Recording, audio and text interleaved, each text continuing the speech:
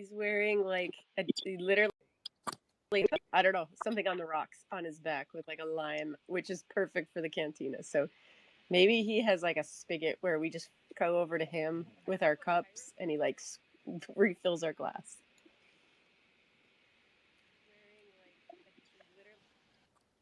I don't know, something on the rocks on his back with like a lion, which is perfect for the cantina. So maybe he has like a. All right, I guess we're only streaming to Twitch today since Restream and YouTube and oh, I got going. Okay, never mind. I was just about to call him a little bitch, but it's okay now. All right, I guess we're only streaming to Twitch today, so it just took a few tries, that's all.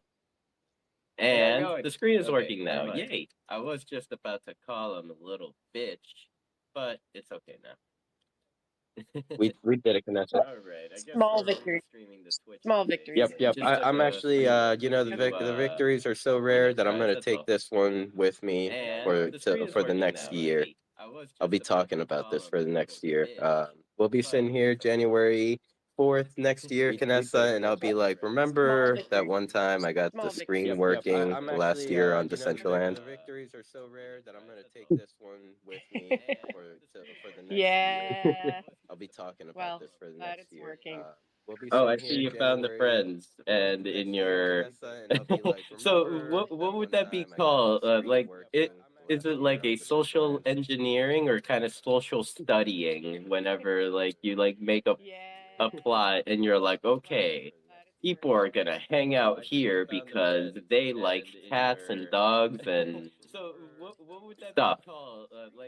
And then Oh yeah. what is the study? Are you studying people?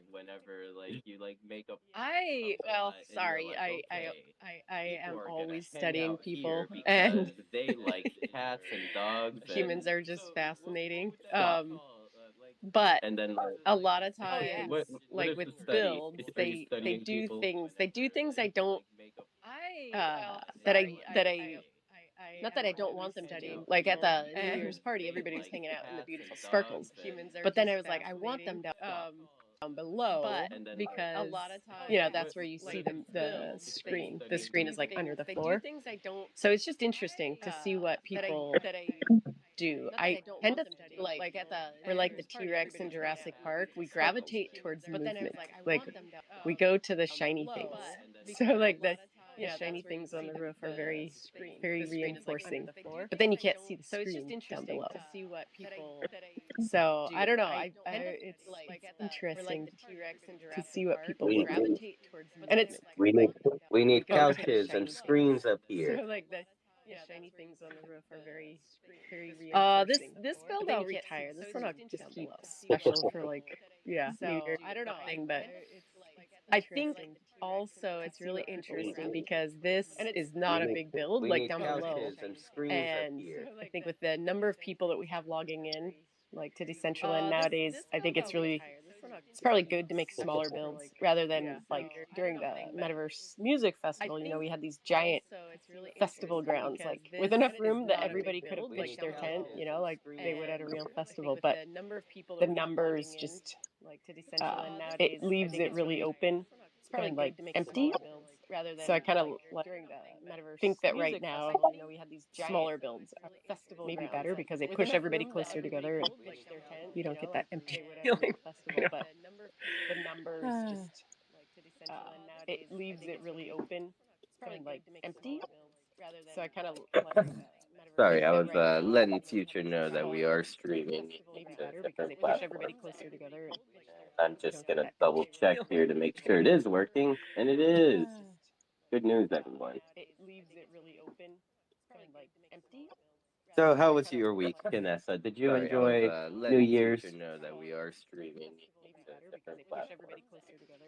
I did. Just I gonna loved double check having here to make sure it is everybody, working, the and it Ghost is. Train, Third Good news, Planet everyone. visuals on Parcel. I'm glad that we had So, how something, was your week, for Vanessa? Did you Decentraland to enjoy New go Year's? and do. Know that we are And yeah, streaming I don't know, to just different platforms. low key, chill week. Other than that, it was nice to, Sure it is working, and yeah. it is. Hopefully everybody had a good, safe, warm New Year's as well. Oh, my New Year's was safe, all right. I was sitting here with all our friends that stayed in for the holiday or just stopped by right before they went out to party.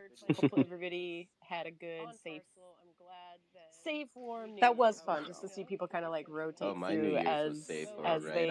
I was sitting here some people I'm sure were with out all our doing stuff in friends the real that world, and stayed in some people it was for nice the just to have them holiday like or rotate just stopped through. by So right I like before they I went out like to it when party. there's events like that that are long enough that people know there's a place to like come and at least say hi. Oh, my New Year's So was yeah, safe, that all was right. good. Imagine how cool our friends sounded to all their friends when IRL friends when they're like they People, it pulled was into nice the just to have party them and like they're like, rotate "Yeah, I've through. already So been I to like a it when big there's events festival like that that are long today enough and that I'm a big party people know there's a goer. place to like That's how come I and do." at least say hi.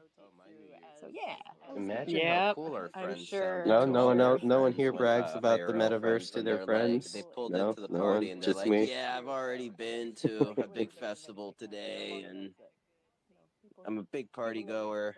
That's how I do." At least say hi. So yeah, that was good. Imagine I how like cool the our outfit friends sounded to JK all has their on. no one Did here brags you? about the I never got metaverse the to their shoes. I friends. gotta buy them. No, Did you get just all me. of your "Yeah, I've outfit already pieces been from to the a big festival events today in? and I want to say no,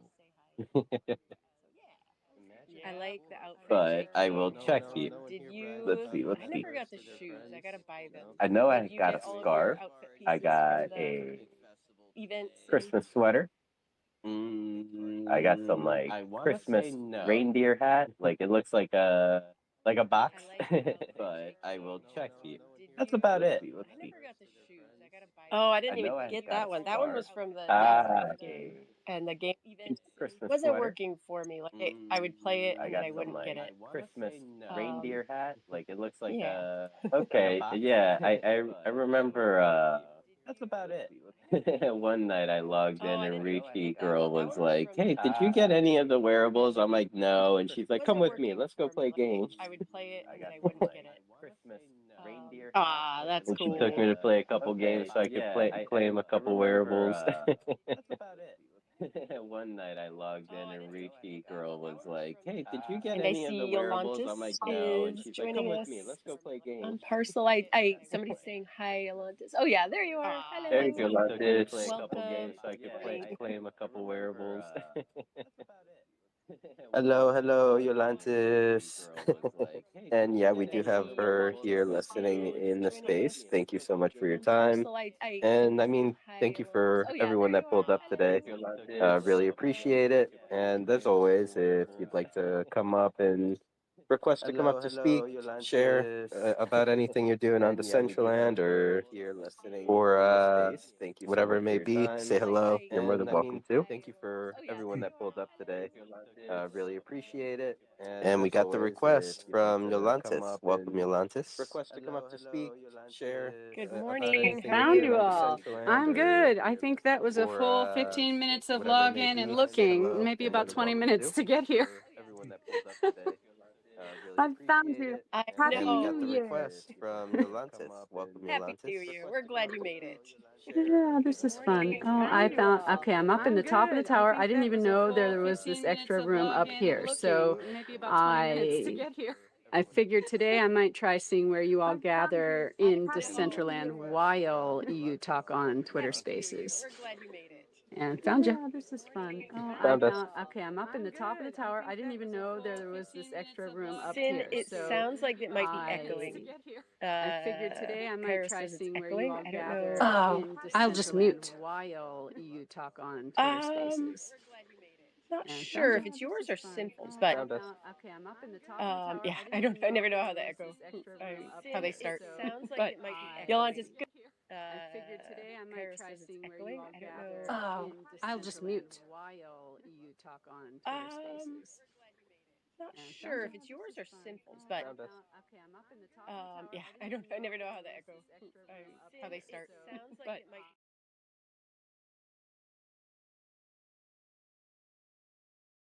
yeah, but I think we'll always be here from now on. I need to, yeah, I need to change my POI because like the other property where we've always held these spaces has, you know, that's like home base, but I'm attached to that land. Like that's my baby. So I'm like, oh, I don't want to change anything. Like, oh yeah, yeah. I can't think about it too much. I'm gonna be like, no, that's home, but it's just land. Like I'm way too anthropomorphic when it comes to even parcels. Like, so yeah, we'll probably always be here from now on.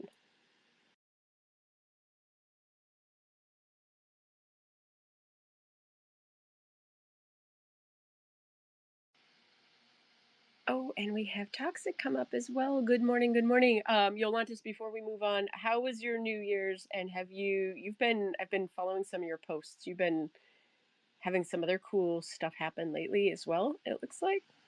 I've been arting like crazy. Art is gonna art. So, you know, I'm an AI artist, and Claire Silver, who is one of our mentors, announced like 2 months ago, hey, y'all, time to mint before the end of the year. You're going to thank me later. And, you know, there was long conversation about why should we mint? Because I have thousands of images sitting there in my Midjourney account, and I hadn't been minting them. And so the argument is for provenance and to prove that you were, you know, like how the state of the model was and what your train of thought was during the year. So I went and even I think I got like 8 or 9 one of ones minted by New Year's Eve. And yeah, on New Year's Eve, I was home trying to finish my last 2. I got them on chain. Woohoo. Wow, that is awesome. So are they works inspired, or was it like a conglomeration of your year? Well, since I had too many thousands of images to choose from and so many of them were favorites, I decided to take the tack of I want to add to the one object collection that I had made a couple years ago for Valentine's. And throughout the year, I like to prompt for animal pairs because I have a collection called My One and Only. And it's for those of us who during Valentine's Day don't really like the mushy love, kissy, kissy stuff. So I like to see that in the animal world, there are monogamous pairs. And that's what I prompt for that particular collection. So I put in 2 of my favorites that I had done over the year. I had actually prompted for these gray wolves the day after Valentine's Day 2024. And then I was like, I'm too late. I missed the Valentine's Day rush. I'm not going to mint them. So by the end of the year, I was like, okay, yeah, I'm going to mint them. Nice. That's so cool.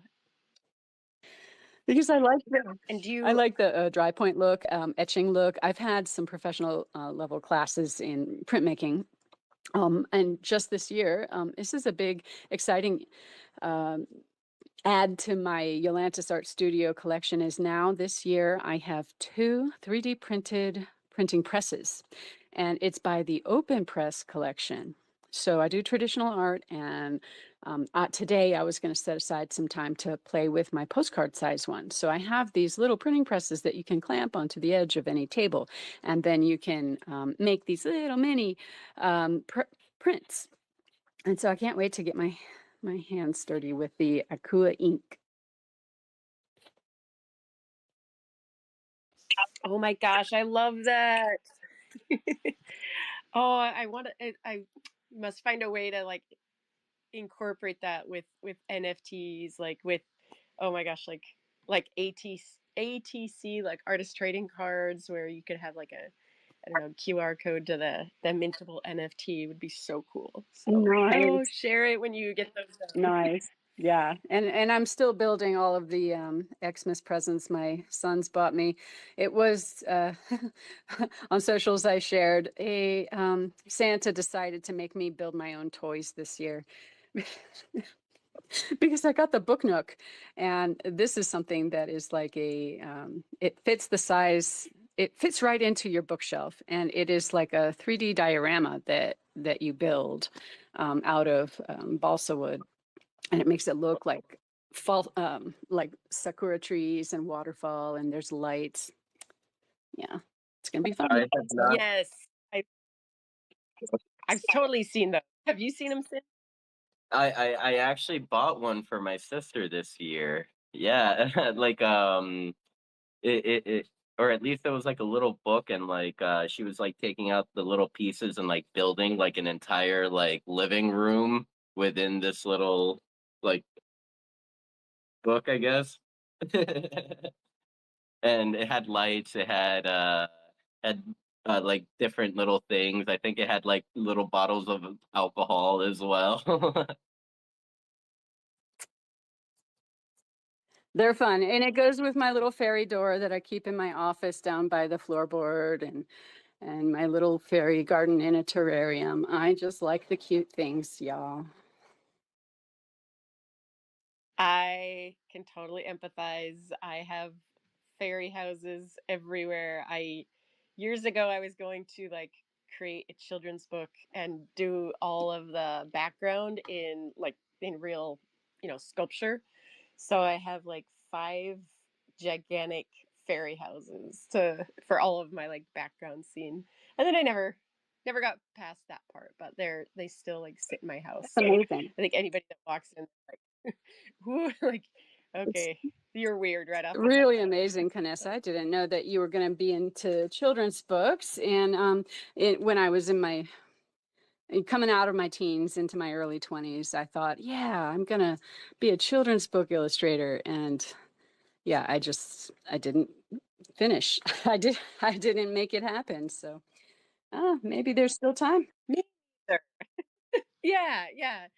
It's funny because I'll be like looking through my stuff and then I'll be like, oh yeah, that's from that one time I was gonna like write a children's book. Like, as as if it's something easy, but I don't know, maybe someday. I got the story at least. That's the hard part, but putting it into like 3D is way more difficult. Whereas now I have like there's so many more tools with AI, with like Blender. I mean everything. It's so much more like attainable than trying to do it all like in two like with your hands the old fashioned way. So I don't know, maybe technology is getting to a point where then the idea won't be as daunting and difficult.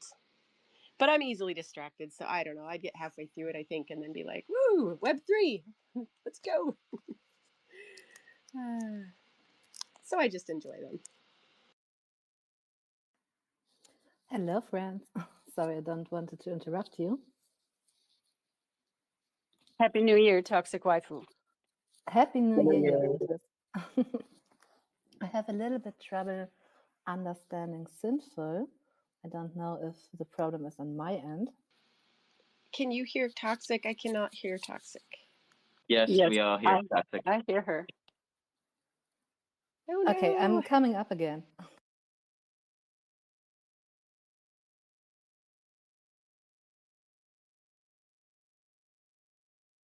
In the meantime, this space was brought to you by Mew.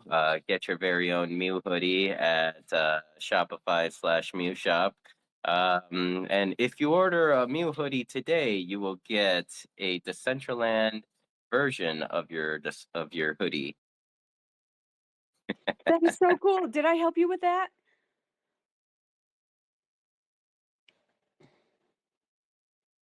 What's up? Is that the shirt I helped you with? Oh, yeah. The whenever with the Mew in the back, yeah.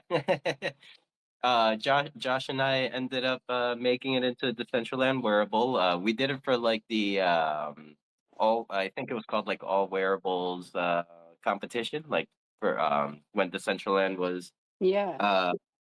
having the wearable competition a couple months back. We took advantage of the free submission and and made a kind of like a digital hoodie there out of it. Nice. You said Shopify? Yep. First you go to the marketplace on Decentraland and then you go to Shopify, or what would somebody who wants to buy one do? Well, okay, I made it a little. So if if you go on Decentraland and find the hoodie, it's at 1,000 mana to buy. But if you go to the Shopify, the hoodie could range from I believe like maybe $65 to $85, depending on which one you get, and you get the Decentraland hoodie with it.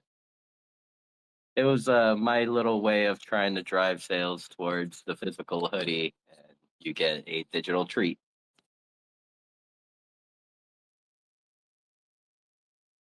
If you wanna look at it, Yolantis, like it is the pinned post on my Twitter. You'll see it. You'll see the link there. Okay, thank you. Test, test. Hello, hello. Test test. Hello, toxic waifu. Well, more like test Hello. test for Good. Kanessa. I can hear you now. Yes. Thank you. Nice. Yeah, I just wanted to come up and talk about my next event, if this is okay. No Just toxic. No shit. Toxic. No shilling. Toxic. No. sorry.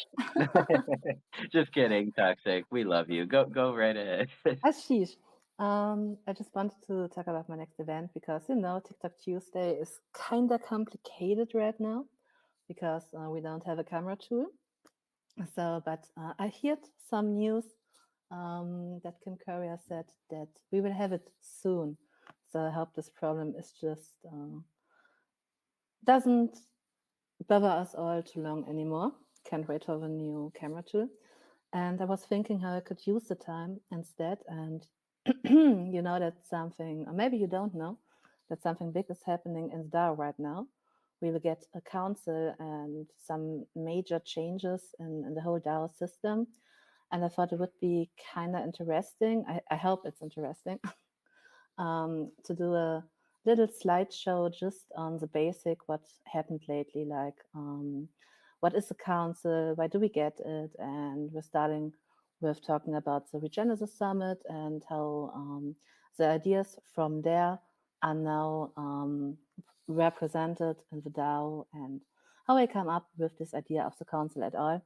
And I applied myself for it. So yeah, I just would like to talk with the user about all of this. And I made a post about it on X, and maybe you saw it. And I was talking with MetaRyuk. He is an applicant as well. And I think I see some other applicants here too, like Canessa and Mariana. And I just wanted to say that I had an idea that I would love to see an event, not this one next week, because these are going to be the total basics. But I would like to make an event or help to organize it where all the applicants have a chance to talk with the community about their postulation and about the vision for the DAO, so that everyone gets a chance to talk with the community about it. And I had the idea and I wanted to talk with the community first next Tuesday, but MetaRyuk kind of, I think he guessed what I had in plan, that I want to like an event like this, and we talked about it. And he was super interested in being there as well. And so right now I'm trying to organize something like this. I would like to do it on the next week. And I was thinking to invite all the applicants of the DAO Council, to invite them very warmly to just talk about themselves and take some time to, explain their vision if I want to like. And that's the main reason why I came up here, because since I'm an applicant myself, I can't make the interview part. So, and Symphometrics, I'm a big fan of your interviewing skills. So I wanted to ask you if you would be up to, just moderate the whole thing. I was thinking of doing it like a 90 minutes session. And because we are 18 applicants, and I think many would like to take this chance to talk about the applicants and their vision.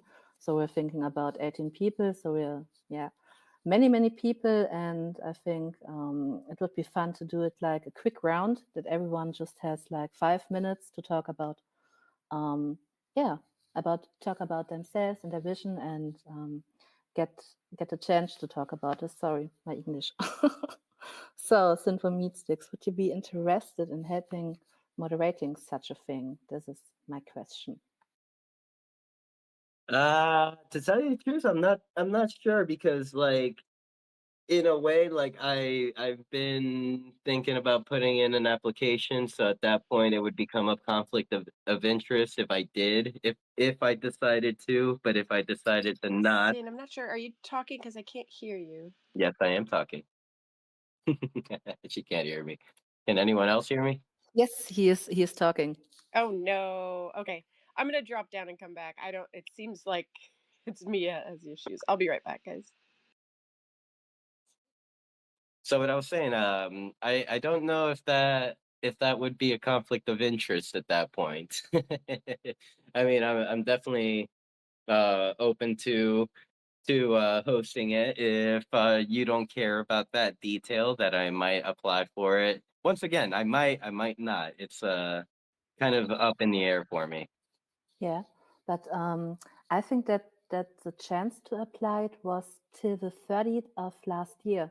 Okay, then I am not applying, and So, but if I understand everything right, you have the chance to apply if we need like 5 council members, and if no one of the people that applied right now will get over 6 million voting power, because you need this to be ejected, there will be a second round, if I understood it right.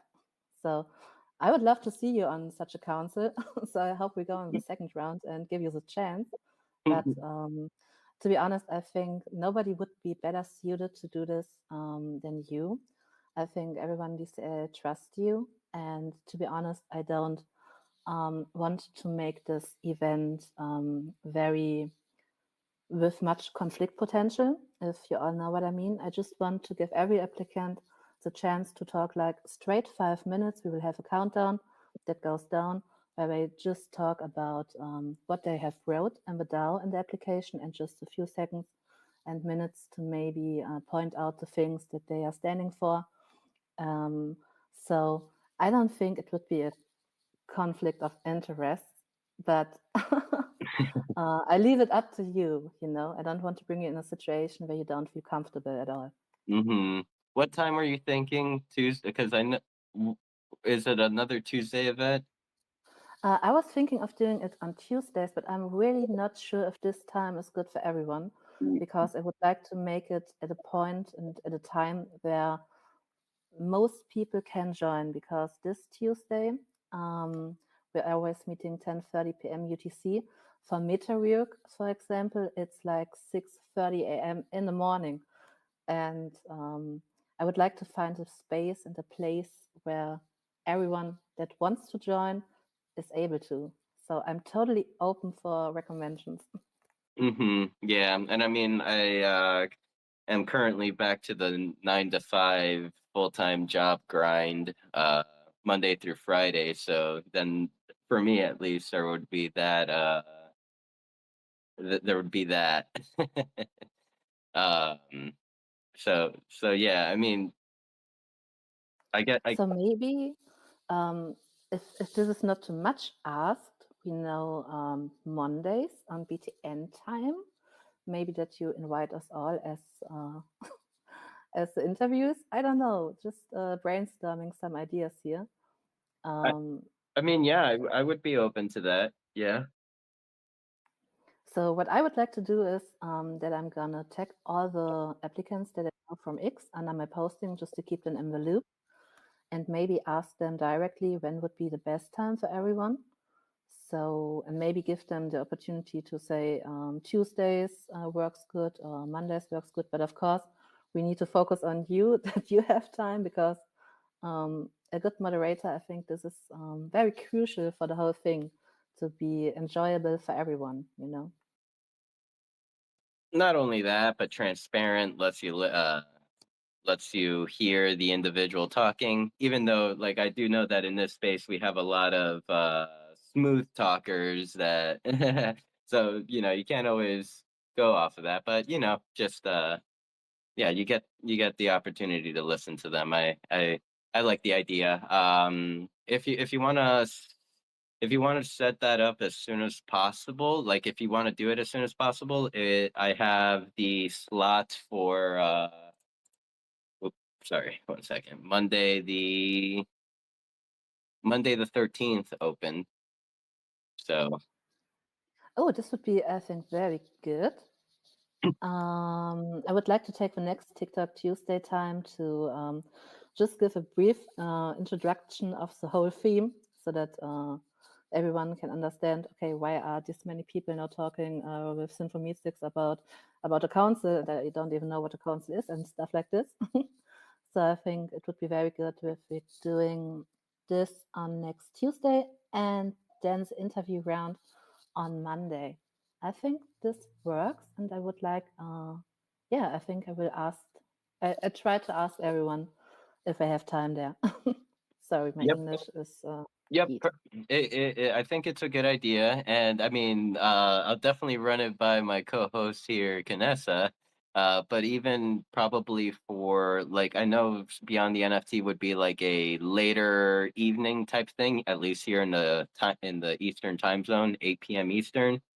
Maybe like the Saturday that comes after, we could have like sort of like a smaller session or somewhat of a same segment, at least in this space for those that are within like the UTC time zone or any time zones that Um, I was thinking of something very similar, like okay. because we are this many applicants, I was thinking maybe we should do it in like 2 rounds, like one at TikTok Tuesday and the other round at another day and another time, so that everyone who doesn't have time at the first time has a chance to enter as well. But then I thought that I think it's very crucial that we make this in one session to give everyone the same change and the same vibe. But maybe I'm totally wrong with it. So this is why I came up with the idea of doing it like very timed, that everyone has this timer of 5 minutes and then we'll continue with the next one, so that we can take this and put it on YouTube or somewhere else, so that everyone has a chance to revisit if they like. But I'm not sure if this is the right approach from my side. So maybe 2 times would be better. I, But I think I think 2 times would be better. I don't think a like a 5 minute segment could be would allow you to like or would allow someone to really like express themselves on like why they want to be a part of this position, or at least for the passionate ones. I understand the ones that really just say words, but the passionate ones, like they're I feel like 5 minutes is never long enough to let them kind of express themselves. What do you think, Vanessa? Yeah, I mean, I think some I think a lot of us, well, we talk for hours, so I but there's a difference between talking and saying something. So I think like my first concern is, we're already called like centralized building to Decentraland. Like I want to make sure that that it's an objective third party like viewing this. So I see Gino came up. I would almost want to see like what does Gino think? Like is this something that the DAO could facilitate? Because sometimes our best intentions end up like hurting more feelings that if let's say like I mean you're my co-host Sin, so really like if you interview or are a part of this, then the masses will scream some kind of like corruption, or I don't know, they'll just be you know straight up lies, coercion, favoritism.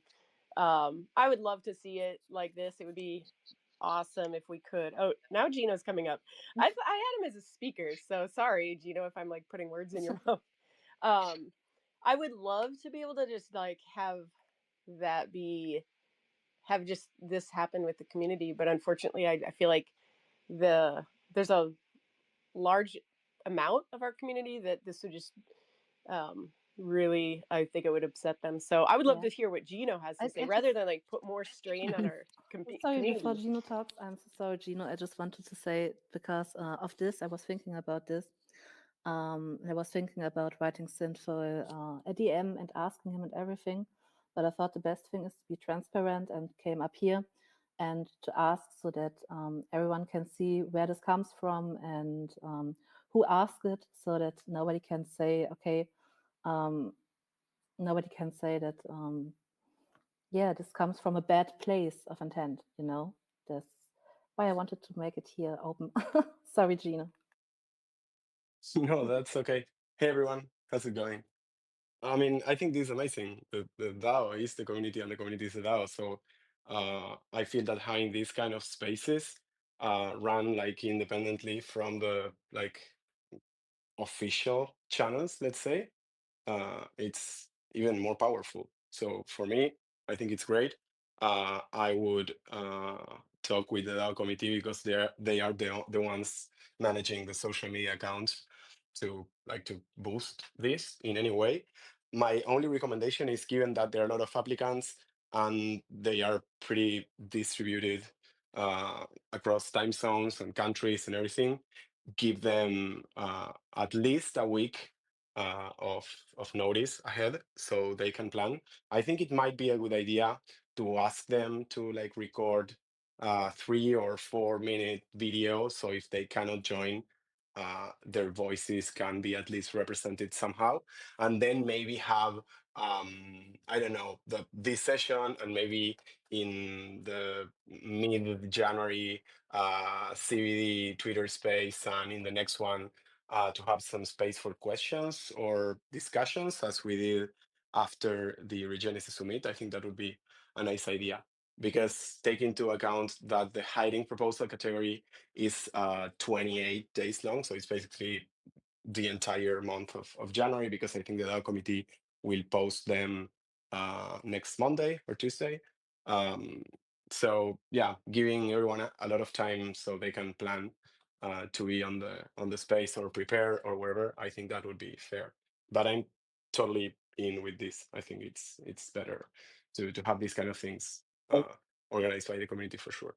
Thank you, Gino. I kind of wanted to push back on that comment you made that the DAO is the community, because I have to kind of say the DAO is not the community. That the DAO is kind of, I would be appalled if the DAO was a community with kind of how it's current. Well, not current, because it's actually a little better now than it has been in the past.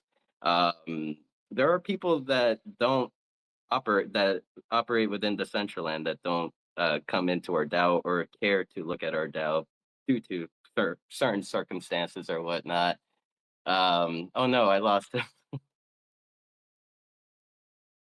That was just my small pushback, because like I don't know, I feel like a lot of times it's unfair to say that.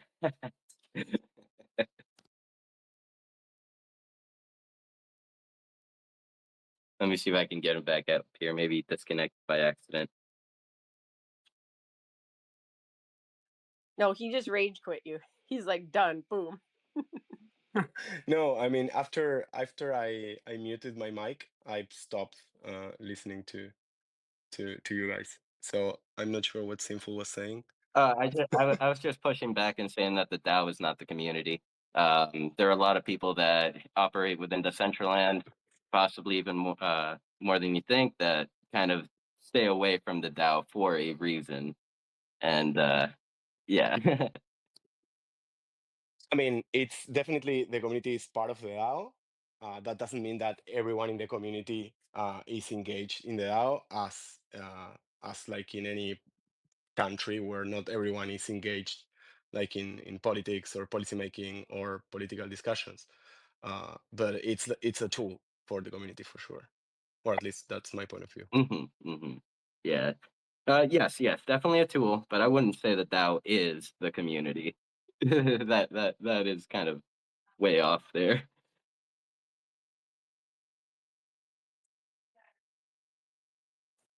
And I guess moving on, I mean, definitely, Canessa did bring up some good points about about us already being called central land community building and stuff like that. So maybe it is a good idea to even add some DAO official DAO like elements to this. And yeah, I mean, Toxic, if you would like for me to host, I would be honored. I would love to. Um,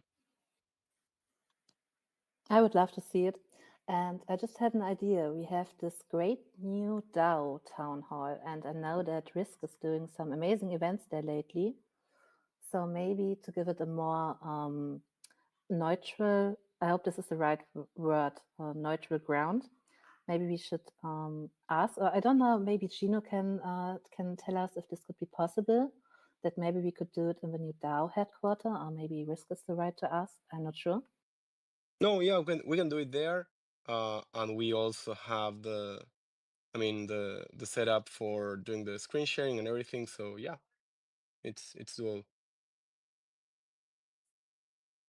I love this because I think it's great for the community to have a point where they can head to in world when they want to learn about the DAO and everything. And I think it's also up to us to make this place, to fill it with life. So I would love to see discussions there happening more often. And yeah, I think this could be a good way to do it. So sinful if you're still up to. I would love it. And I'm trying to connect with all the applicants. I'm not sure how is the best way, if I should use Discord or you should use maybe the forum or X, but I try to reach out to everyone. And Gino is totally right. We need some time to give them a heads up. And I love the idea of giving them the possibility to submit videos or maybe something written that if they can't come, that they at least have the possibility to, yeah, transport a message, So definitely good to know. Thank you. oh my God, that DAO headquarters is just so beautiful. I don't know if maybe one of the speakers were, but I'll go to Gino first in case he knows. Do you know if that emote is still there in the DAO headquarters? The one of like with the little toy horse that you ride? Yeah, I think so. First of all, I think that emote, I don't know why, but it's broken right now. At least for me, it's not working. I saw that someone on the foundation side reported that it wasn't working, but I think it's not available anymore. We should ask the Dapcraft team if they could fix it and then enable it again. That is odd. Like, how long has it been broken? Because I thought I saw Rishi Girl doing it last night, and I think Yolantis was doing it earlier, just now. I mean, I'll try again, but it like the Just head be a was little like bit. cut or something. On the first day that I tried the rocking horse emote during the party at the DAO headquarters, I noticed that I would rock, and then when I change to a different emote or just start walking, then my avatar is leaning back at almost 45 degrees, and I couldn't stand up straight. Yeah, So that's part of it. yeah. It Okay, so you can do the emote. It's just that you'll be tilted at a 45-degree angle afterwards. yeah. That sounds like a feature, not a bug to me. I just saying. It's like an We're just adding that. exorcist. What is it? The Michael Jackson walk, Yeah. I think. Oh my God, that's actually pretty funny. Yep. I'm seeing Sir Degen do it. I really like that emote. That did a good job with it. I'm probably gonna have to like DM them in the background and be like, hey, how can I get an emote? I want one. They were for sale for 1 mana in the store. The I'm rocking on my horse. way. I'm on my way to the store.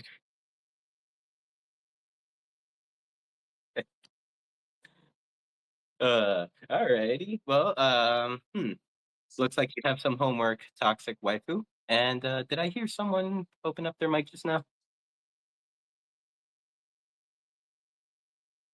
Maybe not. I heard Jared briefly. He was saying that that I had to buy the emote in the marketplace. It didn't. I don't know. I didn't get to the party, so that's what I end up doing, and that's what he said. Okay. No, I thought I heard something in between, but I guess not.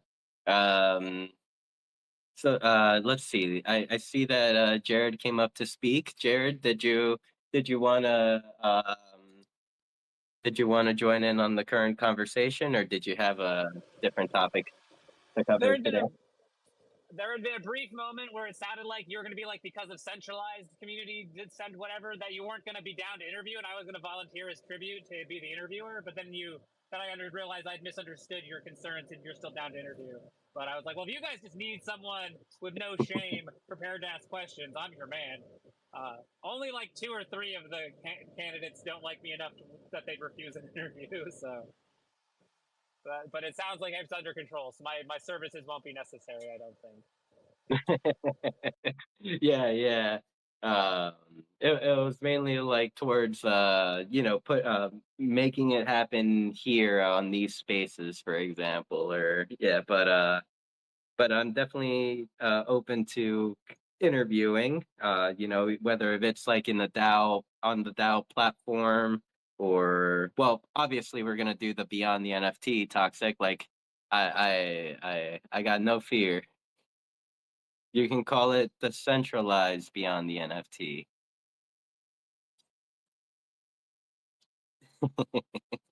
uh, but okay, so let's see. I feel like last week before we rugged, we were gonna cover a. Oh yeah, we were. Jared came up about and we were gonna talk about like the book club that was happening the next day, which was last week. Um, and it's been a week since we had our first book club meet with Dana, and we read the book Black Matter. That I have to say, I've never done a book club before. Dark Huh? matter. Dark Dark Matter, matter. yes. I've never done a book club before, or like of any sort, and I have to admit, I had fun just like gathering with a group of people and just talking about a book and like kind of what we thought and like the loose ends within the book and and all that stuff. Um, so yeah, I just want to give a big shout out to everyone that popped in. Even if you didn't read the book and you still popped in to hang out with us and allow us to spoil the book for you. Like for real, thank you. It was fun. And next time we are planning to stream the conversation in world so that everyone can listen without having to be in the Discord chat with all of us. And the next book is Snow Crash. And we're meeting at the end of this month again for everyone who wants to join. Did you order your copy yet, Toxic? I already have ordered it, and I was considering doing it in English this time, but I'm a little bit afraid that then it was such a close call to finish the last book, to be honest, that I wanted to make it easy for me, so I ordered in German again. Nice. I am happy. I have Snow Crash on my tablet. I've been unable to finish it for about 3 years. I'm halfway through and I just kind of stall every time. So maybe now I'll be able to finish it. Do it. I think it's helpful Okay. when other Yeah. people Oh, are sorry. trying to. For I anyone just wanted to listening, say, you can do books on oh, tape. Book on tape. Well, that's what I have. Except for Snow Crash, I don't think that I can hear Snow Crash on audio. Oh, really? I just bought it last night. I haven't started it. Now I'm gonna consider. I didn't even check to see if the guy reading it is gonna sound interesting, because that's half the battle with a good book on tape, is getting someone that doesn't sound like a bored robot. oh, it's definitely a good book, and I ordered it like the second time now because I couldn't find my my old exemplar, and I wanted to take a reread for the meeting on the end of the month. So, yeah, buy it 2 times. Maybe we should just have like a weekly, or like a nightly space for 1 hour where we just pay Brandon Manis to come and read it out loud. And we just sit there like kids. It's like story time again. And Brandon can read it. I want. We do need to get his voice like into an AI machine. Like, it can't be that hard to like steal his sultry sounds. Because I would definitely like an AI device I could use to just turn all of my text into Brandon Manis reading. Okay, it. Ursula, just taking people's voices. We see how it goes. I truly believe that someday someone will make a successful company that just undermines the audiobook company by like stealing voices with AI and having them read it. And if I start that company, I will now name it Ursula. So thank you. You're welcome.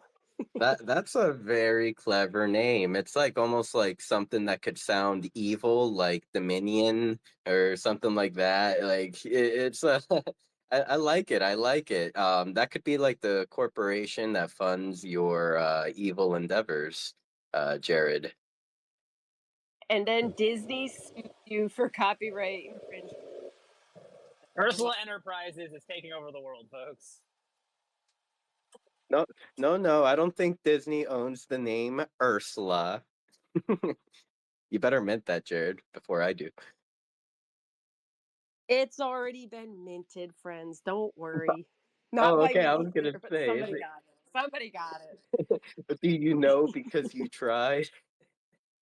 I know because I tried all the Disney villains and princesses. There's still some out there that haven't been minted, but yeah, then I'm like, what am I gonna do with that for Disney princess name? Get sued by Disney. They can sue me for having Disney Pixar. Maybe that might be slightly more aggressive than a princess. I would think that to be pretty offensive to a corporation such as Disney. Yes.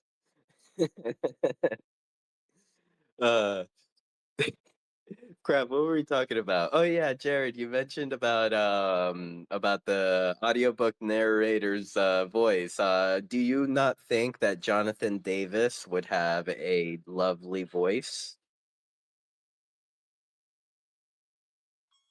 Who is Jonathan Davis? Is that from Korn, the lead singer? Oh of no, Korn? I don't really know. I was looking in an Audible for Snow Crash, and it said narrated by Jonathan Davis. So Well, since I do think that's the name of the lead singer of the band Korn, I would love to listen to about 2 minutes of that guy reading a book on tape, but then I would probably say that wouldn't be very good. But I'm sure it'll be good. I'm sure it's fine. I'm sure it's as with all books on tape, it just takes a second, and then you're like, oh yeah, it's like I've heard this person read 100 times. oh my god, how did you know that Jonathan Davis, like off the top of your head, that he was the lead singer of Korn?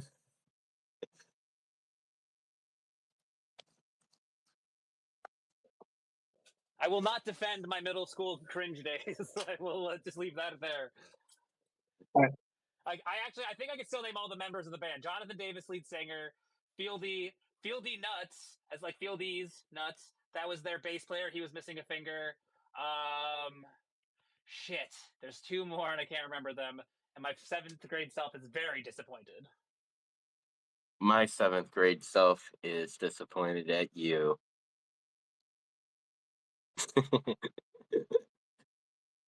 Their first like 3 albums are real good. Okay, they still. I hold up. agree. I agree. I still listen to some Korn songs, so yeah. They are why Limp Bizkit became a thing, though. So like you gotta hold some demerits for that. Because as much as cringy middle school me really loved some Limp Bizkit, I've tried to hold those. Don't hold up. I have given them a re-listen. Doesn't hold up. No, you grew out of Limp Bizkit. I'm over here like, oh my god, I need to find more. Well, they were from Florida, so like maybe they just maybe there's something there, some cultural connection. Yeah, some sort of like natural musk that they must have that like attracts me or something. You're right. But listen, man, you keep on rolling. What as much as you want to.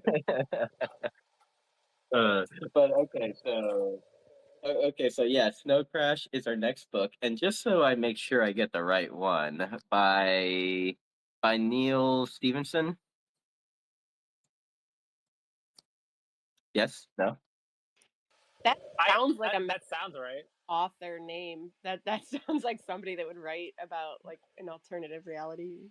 there can't be more than one Snow Crash, can there? Like, I feel like a book that coins a phrase that leads into a whole like genre of tech. Surely no one else has tried to use that name. It's like that's taken. It'd be like trying to write The Hobbits, but like not about mythical little hobbits. Well, and I will say, I think there might be something special coming for people who do join the book club and come and read. And I don't know. I think so. You might want to definitely, if you can, if you have it, if you're interested, come join us. I don't know. Speaking of, this just reminded me. This is mildly off topic, but speaking of Canessa acting like Santa, I can because she thought, and we both at one point in different times thought maybe you were Santa, but I can confirm.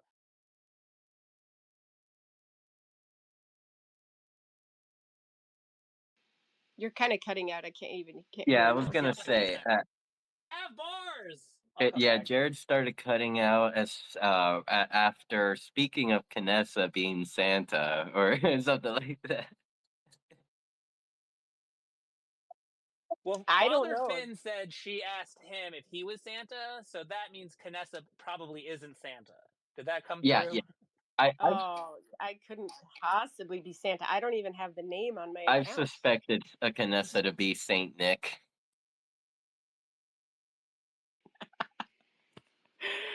Oh, you guys. Please don't be mad at my at me ghosting your messages every Christmas time. I've ghosted them for like maybe 3 years in a row now. I'm thinking about replying next year though, Canessa. So like, just don't lose hope on me. Don't lose hope on me. I'm just trying to figure out if you're real or not. It's, you know what? Santa is in your heart, you guys. Haven't you watched the freaking movie, the train, the ghost train? No, not ghost train. Train, train one with the The Uncanny Polar Valley. Express is what I think you must That's be talking about. That's fun. Uncanny Valley, guys. That movie freaks me out. They're just too close. Like they didn't the tech of the animation was like so good, but it was not quite to that point where it was like bringing it over the edge. So like, do you know the term uncanny valley, when something is so human like but not quite there, and you humans like pick that up, and it like creeps them out, where like, yeah, anyway, that movie freaks me out. So is that a good diversion from the Santa combo? She is Santa. It would be an amazing diversion to ask people if you thought they were Santa, so that people you knew would get asked, so that they could then in turn cover you. But like, I don't know. If you're that evil genius, you got to be playing some like Big Brother or something. We got to get you on Survivor if that's like the kind of evil genius you're bringing to the table. I mean, do you think I'm Santa? I did for like a couple days, but then I talked myself out of it. Okay, so it's a reverse negative there. It could be odd job. It's I don't know. I gotta go back to the time. I gotta consult the timeline, see like who joined DCL when, and then like pinpoint it. Because like the first DCL Christmas with Santa was in 2022, right? I think it was 2021. Like I was seeing Saint Nick run around the same time when Peanut Butter was Krampus and Santa and stuff like that. So yeah. Well, didn't they publish a wearable? Let's see, wasn't it called like Christmas in July 2021? Canessa is Santa. The more you speak, Canessa, the more I suspect you. Do you know? She knows who it is. She knows. I may or may not. I don't know. Do you guys know how difficult it is to be Santa? Do you know that you have to keep two types of wrapping paper on hand, because Santa cannot use the same wrapping paper as other people, and name tags have to have different name tags and different penmanship. Do you know how freaking hard it is to maintain that illusion? Like it's hard. No, if I ever have kids, I'll raise them Jehovah's Witness just so that I don't have to have this burden.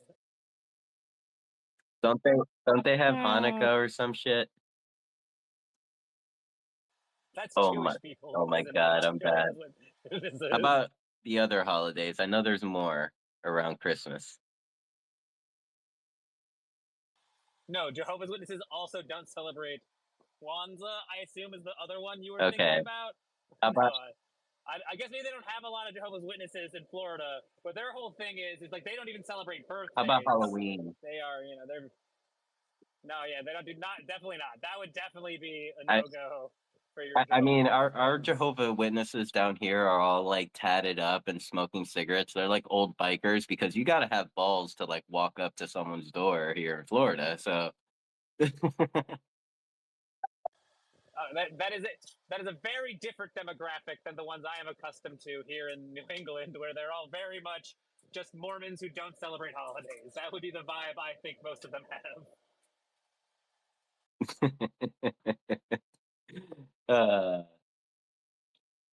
Okay, I am in the marketplace on my way to get myself a Dow emo. Oh, there it is, Dow Pony. Let's go. 55 cents? Sold.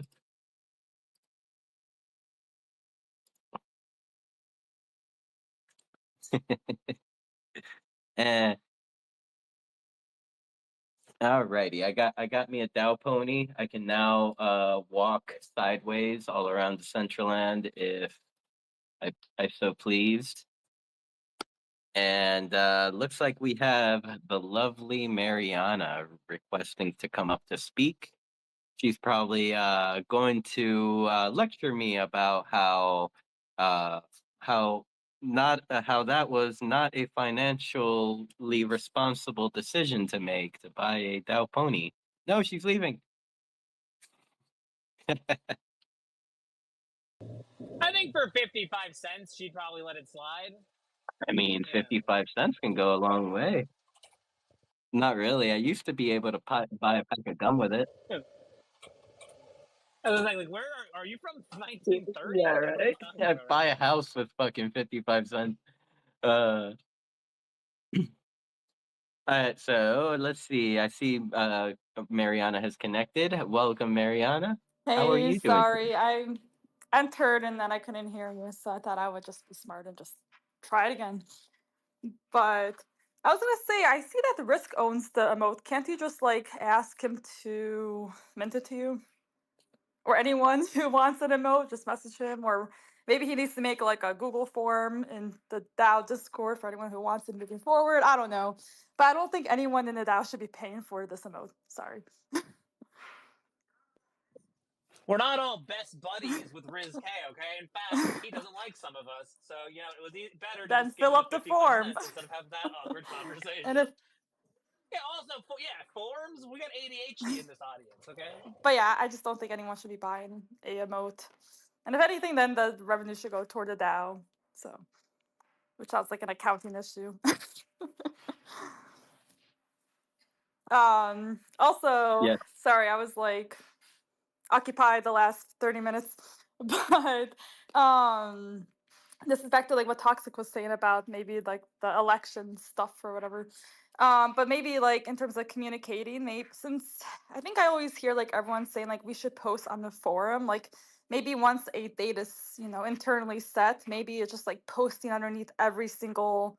I mean, it sounds kind of annoying to have it underneath every forum post, but at least like each council applicant has the reasonable time to see that there was a comment made about when there's a gathering time of when this debate's going to happen or whatever the interview because no offense talks I just don't think you're going to reach everyone and I don't know if they're going to reach back to you I just think it makes sense to post it from like the forum so that way they can say that they have a chance to view it or a chance to reply. So that was my 2 cents on that. Carl Fravel has never ignored anyone ever. I don't know what you're talking about. I mean, I don't know, just like some of the DMs seem like they would be harder to reach. I don't know, and then setting up a time, it just seems like a. So You're spot on. you're totally right, Mariana. and I'm currently thinking how to reach everyone. So what I'm doing right now is that I'm making a post on X where I tag everyone that I know, where I know the X handles. And I was thinking to write a forums post that we're planning such a thing, that everyone that is interested can maybe say if they have time at, I don't know, I would post like 3 different time slots. I would talk with Sinful Prayer when he has time, and I think he has a good understanding of when the community is available, so that we maybe have like 3 times, and maybe we can come to a conclusion which time works best, or maybe we do like 2 different time slots, so that everyone, what I think is very important is that everyone that wants to take the chance to talk about the applicants, that they should get a chance. So I hope I can make this sure, and I'm starting now with Nick's post. Should be out in a few seconds. Yeah, but I think you should keep it outside of Twitter and like within like the forum and DAO structure. You know what I mean? Like if Esteban and Mara was like, I'm sure they're not always active. I mean, they probably have feeds for days, right? So I think like they would rather check a forum, you know, and like let's say you make the forum post. It could be a separate forum post, and then you tag all Totally. the So council. Just I would keep it off of Twitter. Well, I don't think. Well, I would yeah, say but do don't let it be both. the Like, I don't primary. think more is yeah, I better. think I do both Yeah. because I think I started it on Twitter, and I think this is a good way to, because many users that are in Decentraland, they don't use the forum, they don't use the DAO at all, and I think it's very important to kind of change this. And I think Twitter is a very important platform to show how things are working organically, like to show them, okay, here's a post. Toxic Waifu said she's making an event where she want to talk about this. They can see that Mitaryuk asked, oh, okay, nice, I would like to be there, and how everything came to this point. I think this is very important. So yeah, I would just like to use both. Sorry, I hope this was understandable.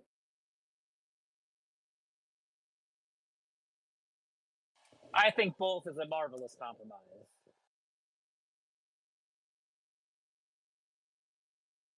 But to fully reach everyone, definitely the forum. Well, I think you guys are talking about 2 different audiences. You're talking about reaching all the candidates, whereas I think Toxic is more trying to reach everyone. And as you know, Sinful pointed out, maybe not with the most tact, like, you know, everyone within the DCL community is definitely not checking the forums daily, like some of us who might be argued to be mentally ill with their obsession. Sorry, I was talking about myself if that wasn't clear. Yeah, no, that makes sense. Maybe we can even like, I don't know, ask the foundation, or you know, like there's like a mailing list or some. We need to find like a way to like distribute that this council is going on to. So I don't know how that's going to be done, but that needs to be done too. Well, and I think while we're on that subject, I mean, we're like a ship at sea that has to get from point A to point B, and there's a giant storm brewing in between. Because honestly, if we're going to pick this council and we need 6 million VP to pick it, like the community does not possess that much VP to place individuals in that. The only people that do are, you know, a couple key people in our ecosystem, and some of them are running for these positions. So like there is really no clean way through this storm, like that I see. I don't understand how it can be done without cries of like, oh, this, you know, like this is it's already been pre-chosen, it's already, you know, like we've got people voting for people. I feel like we could rip ourselves apart talking about the details when really like the bigger dilemma we have is how in the heck is this going to be done in a just and equitable way? Because I just, the numbers, like it just comes down to the numbers. We just don't have the VP within the community to get us there. Yeah, we can't approve or remove POIs with 2 million VP that everyone agrees. Like when the owner of a parcel submits a POI to be removed, we can't get enough VP for that. So we're definitely I assume Gino hasn't posted the voting audible options because he's hoping that Esteban will delegate a bunch of VP across the community or something. Because like I just don't see a way Esteban gets elected to the council, as you just pointed out, without super backlash. So like he would literally have to vote himself onto it, which, you know, is technically within the rules and allowed in the DAO. But like you said, it's going to upset a lot of people. Even though at this point, I'm not even sure I would be that mad about it anymore. Like, it's almost nice to see the founder just say, you know what, fuck it, I'm taking control of this thing for once. I'm gonna help steer this ship I built.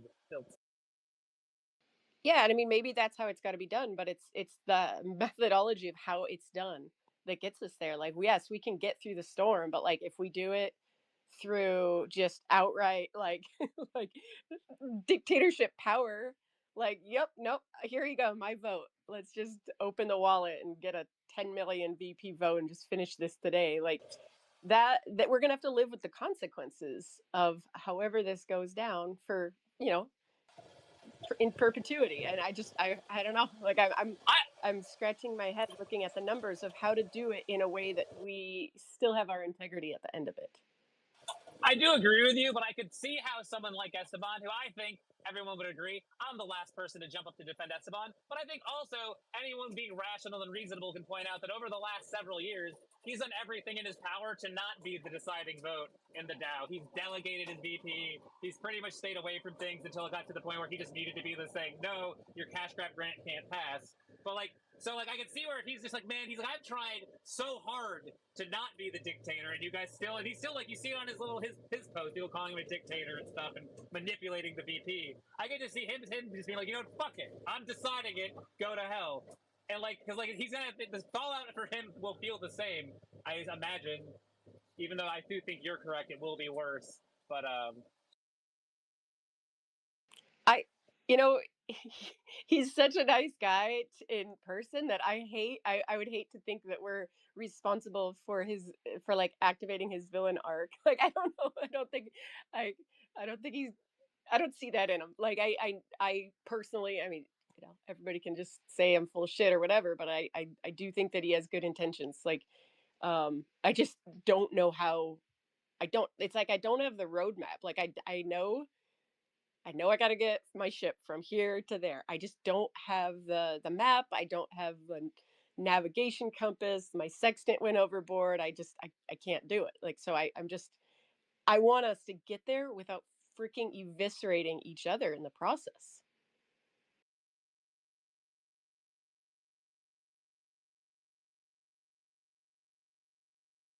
So then we almost need like a non-VP element factored into it, like a weighted average system, which I don't know, sounds not impossible, but I think it would be unfortunate if it's just solely VP if we are basing it off of a few key VP holders.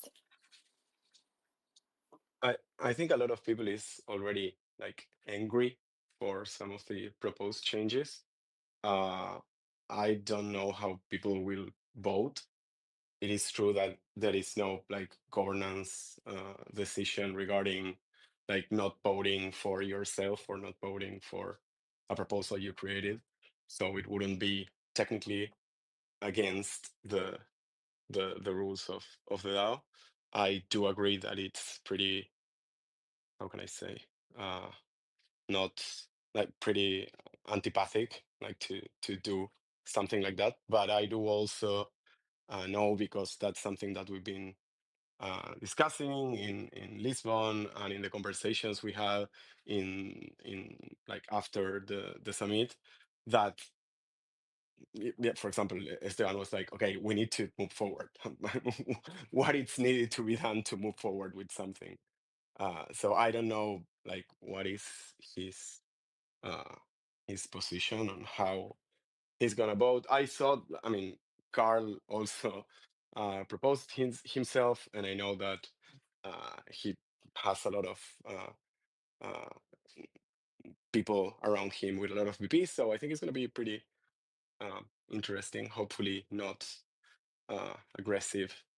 And as Caressa was saying, I mean, I would like to not see people uh, ripping off on public threads and on the forum, uh, because in the end, it's like the first iteration of a new mechanism that we'll see how it goes. So I don't know. I mean, my point is, some people is already angry with some of these things. So maybe it's better to move forward, see how it goes, and reshape things if needed.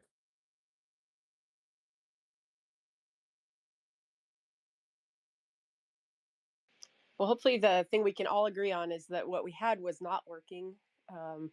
Money was wasted. Too much money was given to people that are no longer here. And there's a lot of people here working hard who, I'm not saying they all deserve a paycheck, but like there's people here who are grinding to make this place still work. And so I don't know. I hope we can figure it out.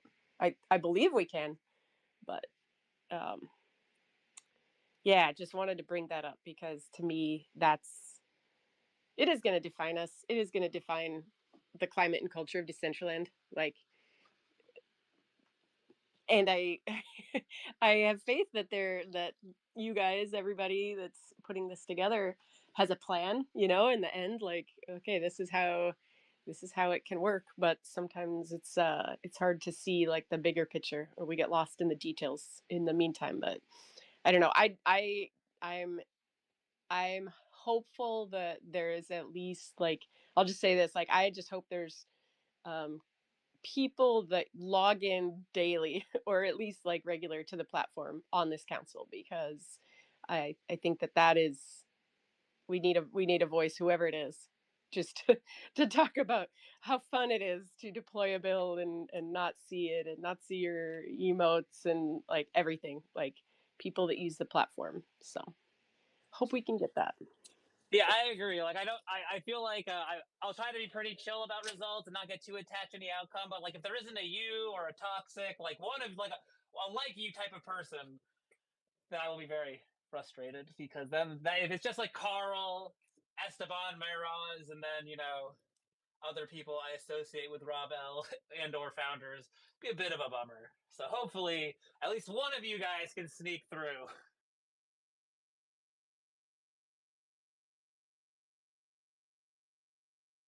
I agree. It's like Survivor. is that Survivor? Is that like Survivor where you're like, all right, one of us has to make it. Mariana, I'll go down in the barbed wire. You run across me to make it. I'm only good at puzzles, Canessa, and digging holes. I've seen her keep a ping pong ball in her face for like 30 minutes, so you don't let her tell you she's not great at other silly things. Sorry, Mariana. I apologize. I think right now Mariana's like, I'm gonna kill this snitch. That's what she's thinking right now. Don't give out all my secrets. But Meg is laughing over there because he's not surprised, because everything related to tennis, pickleball, a paddle, and a ball, I'm not too bad at. Ooh, we need to get some pickleball in Decentraland. Yes. Oh my Heck God. yeah. So here in Naples, like all the old people go buck for pickleball. Like all of them. It's like their baby shark to them. Like so I agree. We need pickleball in the Decentraland. Mariana, can I count on you to develop this? No, I cannot code. So She will be the announcer, though. She's down for that.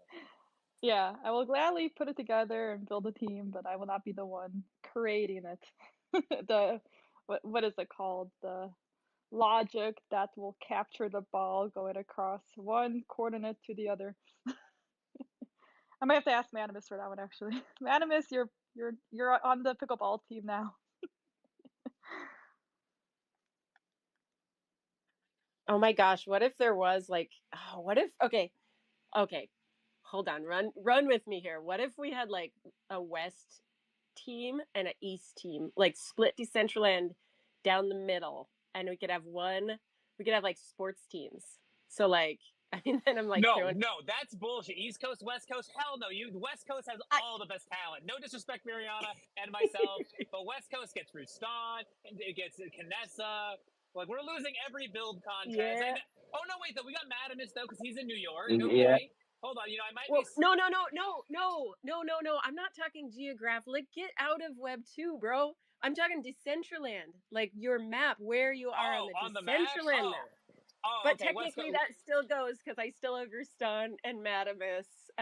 But that's what it should be, like East Coast Decentraland, West Coast. Like we don't have enough Rustan's on both sides. He's on East and I know, West Coast. I know. Well, okay, then here's the thing: you have to pick one. You have to pick your home, and then we could have like sports jerseys made. Like we could have like, I mean, I think I already made a gang symbol with the 38, but like West Coast, you know, this could go really bad really quick. But wouldn't, how about North and, no, not North and South. This is just bad. Okay, Knesset, stop talking. But like, that would be so cool to have segments like the Northeast quadrant has their own team and like they represent it, like Hogwarts, guys. We need houses and like the Vegas district team is ready to rock out. The formerly DG property holders, we are a strong, talented bunch on the in the Northwest. As somebody who identifies as being from the Northwest, I like the way we're going with this, and I think actually there's a lot of. Oh, but then we got the Mean Green Doge. We got the Meadow Wolf Plaza over on the East Coast. We're gonna we just found our rivals. We just found our team to rival again. I wonder if it is possible. The whole plot. I wonder if it is possible to do like a multiplayer pickleball game. You know, like there is like the Australian Open tennis court that we can use as a source, but can we get access to that code from the start? And then, yeah, it's the multiplayer. Like, is that possible in the SDK? Don't know. Maybe that's something that someone can answer. That'd be so fun. I mean, I would love to just put on my sports gear and like root you on, Mariana. Like I'll be in the stadium. Like, woo, go. That's what we need as sports teams. Yeah. Dogman's here. Maybe we should ask Dogman all the pickleball questions and SDK related is there is multiplayer with like the questing at Angsar, but like that's different. Like we're talking like a Wii Sports tennis match. Like all four of us stand at different quadrants of the parcel, and then it tracks who hits the ball when using like a golf craft, energy ball releaser method.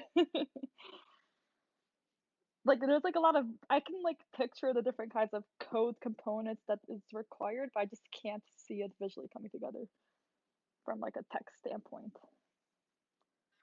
That would be so cool. What if, okay, this is crazy. I know this is not possible, but what if we could play like the entire map, like where I'm standing on my parcel and I hit it and it like goes super speed way up in the map and then like lands over by your parcel and you have to hit it. And then it like we're playing. Sounds kind of dangerous. Like imagine like old guy just grilling up a steak on his grill and then bam, a pickleball comes out of nowhere. That's true.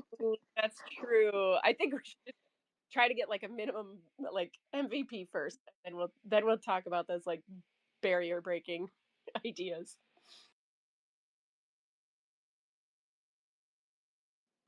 Yeah, I just wanted to chime in here.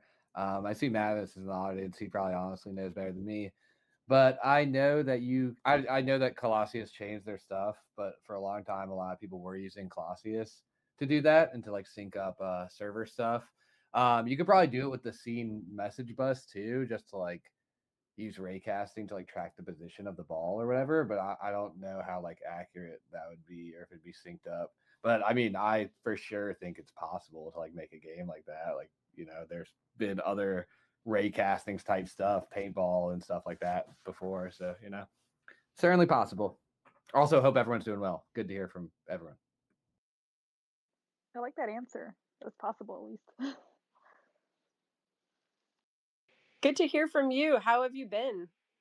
I've been cool. I'm working with Exodus now, trying to help them do their STK 7 stuff.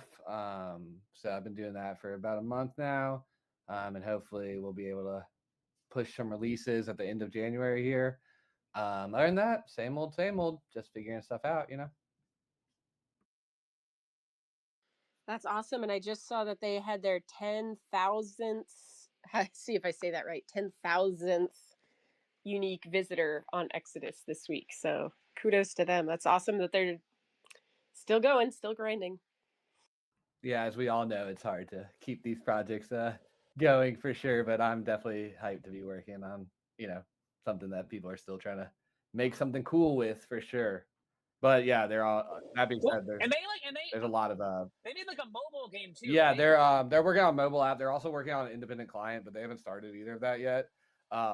We according to JTV, he feels like he wants to have a single standing client in Decentraland that will be able to last and like sustain itself. So that's just kind of what I'm helping with right now. But I'm not sure what the plans hold in the future. I know there was some talk about a mobile app, and I know there's some talk about maybe some other stuff, but I'm not sure if any of that's progressing right now. I'm just working on the Decentraland stuff. Because like I do think it'd be cool, but like I think it'd be a good onboarding tool, like a mobile game, and he's like, oh, this is cool, and then bleed into DCL somehow. Like I appreciate the fact that he is like not giving up on that idea, no matter like. So I don't know, it's cool. I respect his unstoppable determination to see that game into existence, even if I have not always been seeing eye to eye with JTV on every issue. You have to respect his stick to itiveness and his willingness to just keep pushing it forward. Definitely. And I know one of the problems with the mobile thing was like I know iOS is very crypto unfriendly. Like they don't want anything pretty much to do with crypto on the App Store.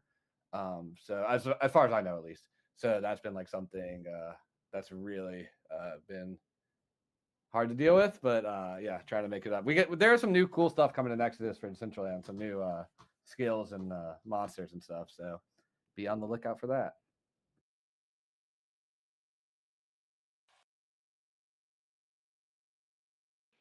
That's awesome. Well, I'm glad to hear from you. Glad you're still out there doing well. It's always nice to touch base with our friends and still remember your mall as one of the coolest things back at its time. The changing room that you could go into. So yeah, kudos. And go ahead, Jared. Were you gonna say something? I appreciate that. I should definitely just like release that code at this point, right? Or make an SDK7 version of that, I guess. Because that was definitely SDK6. But I mean, Angzar has some cool try on shit. That was like way cooler than mine. So maybe it's not needed anyway. Well, sometimes it's just like that tech at that time was so awesome. Like and so yeah, you're right. Maybe if it's like if the same tech is released at a different time period, maybe it doesn't hit the same, but like yeah, just for what it's worth, that was that party too, like the pool and everything. Like I have good memories. I think I put a goldfish head on my or like helmet on my head and just swam around your pool as a goldfish, like halfway out of the water. Yeah, a lot of those old builds, I'm like, I wish we could go through them just for the nostalgia part of it too. Yes, the early days of Decentraland coding were a lot of fun, but it's still fun. It's still fun to problem solve and find solutions and stuff. But it's just hard to keep up with all the updates. Certainly. Yeah. You find the solution, and then like a week later, it's your solution's obsolete. Yeah, I totally understand that one.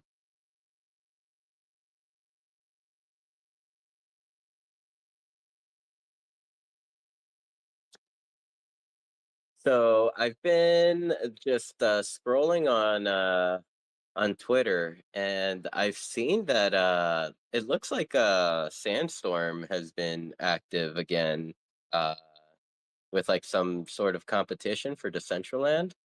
Um, I'm probably gonna put Mariana, the wrong person on the spot, but Mariana, do you know anything of what they're doing? I know like in the past you've judged Sandstorm competitions and stuff like that. And I think even Canessa, you've also judged some competitions as well.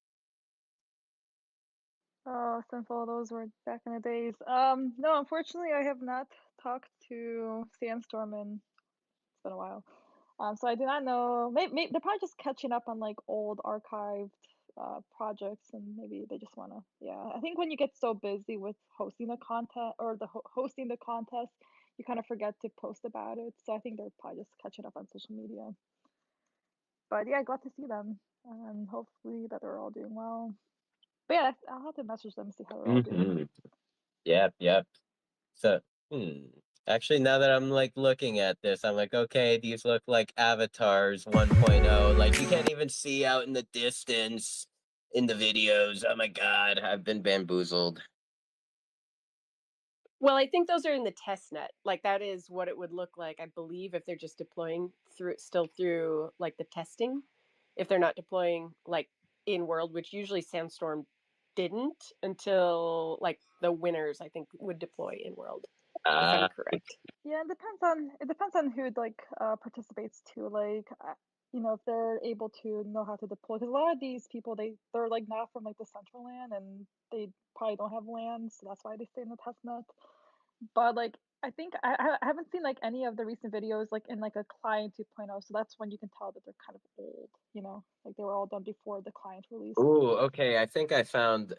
Okay, these videos some of these may be too date because I see one within Client 2.0, and they did actually something really cool. I'm gonna post it or pin it up here at the top. Is it the music one? There's Yeah, that thing is crazy. yeah, like oh my God, that's super impressive, and I mean, like stuff like that. Um, Definitely good for an overall experience. Let's see. Do Sandstorm meetup or I think that's what it's called. And no, wrong video. This one. Yeah.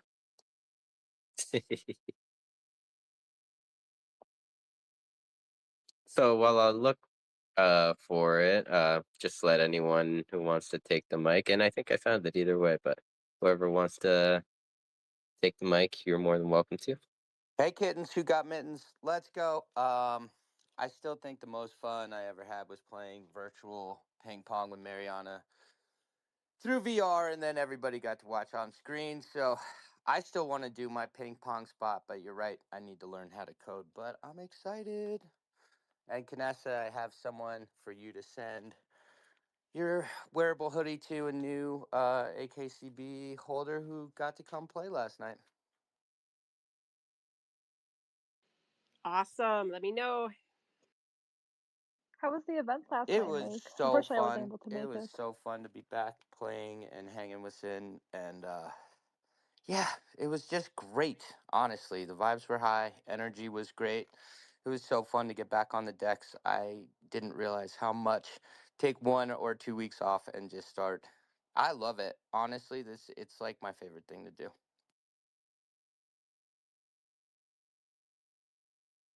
I told you you'd miss it, Make. I told you. No, I'm kidding. But no, it was definitely fun popping in, and also like a nice little surprise for you that we already kind of had a mini party started by the time that you popped in. So like the crowd was all warmed up for a kid called Make's performance. It was really fun.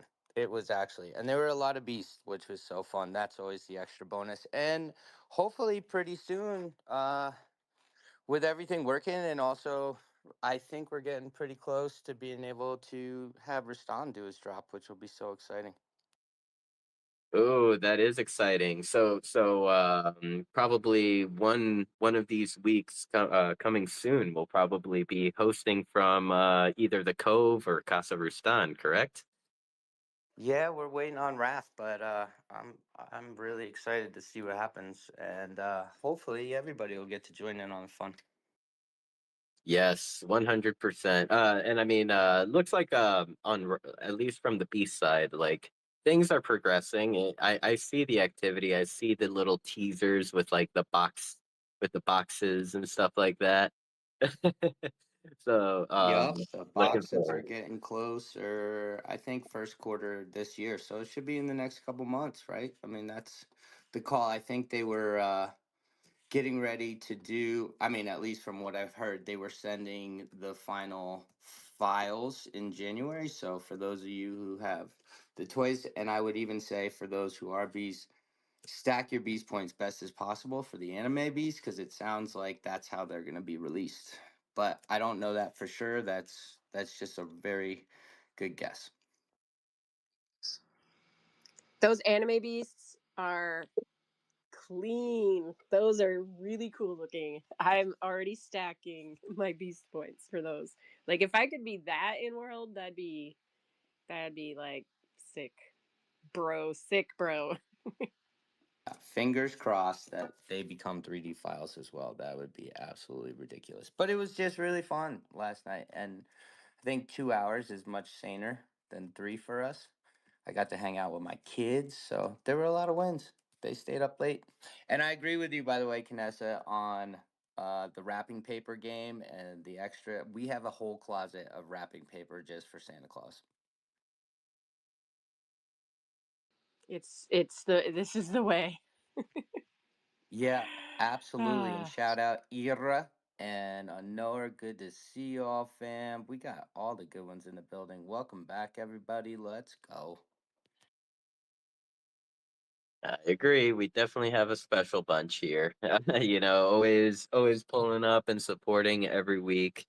Uh, other some or others like even jump up and contribute to the conversation. So definitely, I'm very thankful that everyone pops in every week, supports, listens in, and kind of gets a feel for like the struggles we're facing here in Decentraland, or struggles, or even the good parts about it. Like definitely one thing that I've personally been trying to do is like I see all the negative stuff in Decentraland and stuff like that, like this doesn't work, that doesn't work. Sometimes I may talk my shit, but a lot of the time but I've been more conscious on actually seeing the positives as well about our platform. And one of the biggest positive about the platform and like in my life is every single one of you that is here. And I mean more. There's more of you that that haven't popped in today. So, but yeah, it's definitely like something that's really special to me.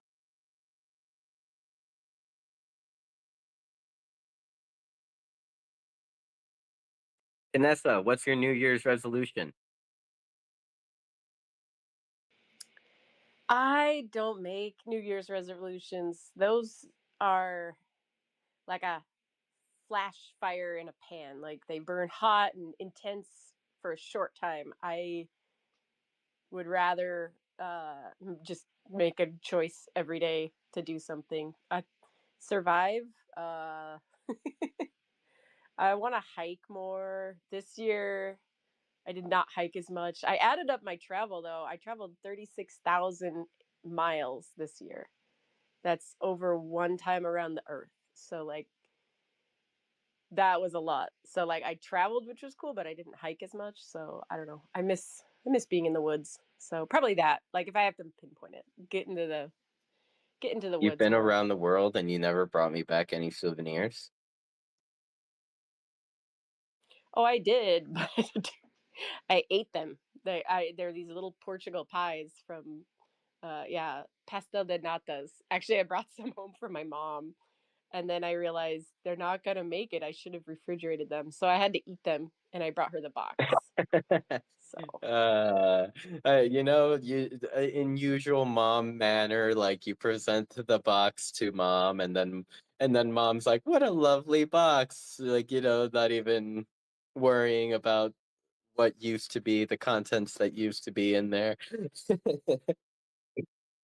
Yeah, was it a pretty yeah. box? Was it pretty at Oh least, yeah. or did it just look like an empty Oh donut box from Dunkin' Donuts? no, guys, it's not America. America would just make an ugly box. It's Portugal. Like it looks like Portuguese tile on the side. Pastel de nata. Like, oh, it's beautiful. It's like not even a square box. It folds up. But I did buy her like other souvenirs at the airport because, yeah, they were very affordable. Argentina was way way different for souvenirs. Like I was there with my friends, and we went to this farmer's market, and they had like handmade ceramic mugs for like 12,000 pesos, which would be like $10. I'm like, I just wanted to buy the entire booth, and my friend is like, that's a lot of money. Are you sure you want to buy it? And I'm like casually trying to like, yes, yes, I want to buy all this. I want to be a importer to the US now, but yeah, yeah. It was good. So sorry, Sin, you didn't get the goodies, but I could take a picture of the food and send you that, and it would almost be as good as the real thing. I mean, not really. Like, yeah, I mean, you could have just sent me the box. I am a cat after all. Cats like boxes. Just saying, throwing it out there. Maybe next time you So can bring an extra box back.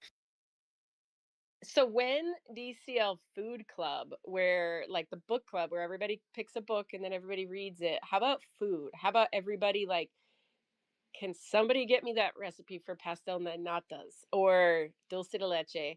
You get the recipe. You give everybody a month to get the ingredients. Some of us live in the woods, but then you like show people how to cook it, and then people can cook it together, and then we share like a global meal, and then every month we do a different one, so we could do like traditional cooking. I used to live in Alaska, and there were people from all over the world that would come and work there during the summers, and so we did that. Like everybody brought a traditional dish, like what they would make in their own country, and some people had spices like from the areas of the world that they were from. Yes, there was Vegemite from my Australian friends, uh, but that would be cool. We should do that. Friends don't make friends try Vegemite. My friend did. She called me a dag, which she told me was a term of endearance until I met another Australian person, and they were like, "That's the piece of dried up shit on the back of a sheep." And I was like, "Oh," but they're like, "It can be kind of like a nice term, That but could be endearing. what's that?" That could be endearing, yeah. Maybe it's a Yeah, baby sheep. what's up, dag? Yeah, I mean, it's okay. I've been called worse. Okay, so when you said DCL Food Club, I was thinking something completely different. And like me and Pinch were like talking about it yesterday about like the videos on YouTube of like people that just like get like these plates of food and then just start eating it in, like while recording themselves. What? Oh, that sounds gross. No, you would be surprised, Canessa. Like millions of people like actually sit down and watch other people eat crab legs. Dude, there's a lot. Like there are people who make their living just eating to the point of like obscenity on YouTube, and it blows my mind. And I'm just upset that I never figured that out before it was too late for me to become a successful YouTube eater. I'll do that. I like it'll be like I'll call it only donuts, and all I do is just eat donuts. Oh man. Oh man. I strongly suspect that you could make a decent living just eating colorful donuts like 3 times a week. I think you could do it. You do it every day too. You got to get your short content in too. Oh my gosh, that would be awesome. All right, now hear me out. How about a show where I eat so much of something that I get the runs, and we can call the show The Runs. Are you gonna have I like where reruns? your head's at, but I don't love the images that are appeared in my mind. I mean, you wouldn't come to the Yeah, bathroom with me, but you'd see me like desperately run to the bathroom, running into walls and whatnot. Okay, I like this idea, but I only think it works if you're lactose intolerant and you're just trying like dairy products you were never allowed to have like for the first time, and then we call it the runs. And I agree, and every episode needs to end with you just fleeing out of frame as quickly as possible. Okay, so this like cartoonishly holding your bottom. so this is how this could be faked for me. I have an alert. I'm allergic to bananas. Like since I was like 23 years old. Somehow, I used to eat bananas all the time before that. That's beside the point. Uh, if I just eat like the tiniest bit of banana, I'm in the bathroom for days. So, so that could be the trigger. So now we know No. to put on our list of when we should end the Twitter space. Usually it's like when we start talking about food. Now we could just say if we start talking about bathroom, then it's time to wrap up. No, and no, just no. Close No, no, the no. space. These listeners don't need this. They But don't now want we this. know No, that but I'm our the perfect name. unsafe No. word is banana. That's amazing. Yeah, They no, but deserve. Sinful's channel's called "This Shit Is Bananas." That's what his channel's called. No, it's too I'm good. This shit is bananas. That prints. We're greenlighting the show. I'm rebranding. I'm rebranding. That's for sure. And so I did pin that tweet up at the top. Um, it is from Owl Reds, and yeah, like I think that path that like materializes when he clicks on what is that called, Canessa? Saxophone? No, that's not a saxophone. A sonogram. Oh, come on. That's a gramophone. That is actually like the second iteration of the gramophone because before that, I'm so glad you asked. Before that it was a wax tube. So that gramophone is probably from around 1918 to 1920 because that is when the flat record gramophone was invented. You're welcome. Ah, I see. Yes, yes. and then my favorite part is I'm glad you asked. Yeah, I mean, I could tell you, I could continue on about the nuances of early gramophone history, but I should probably stop because You I'm might be a already way. steampunk if.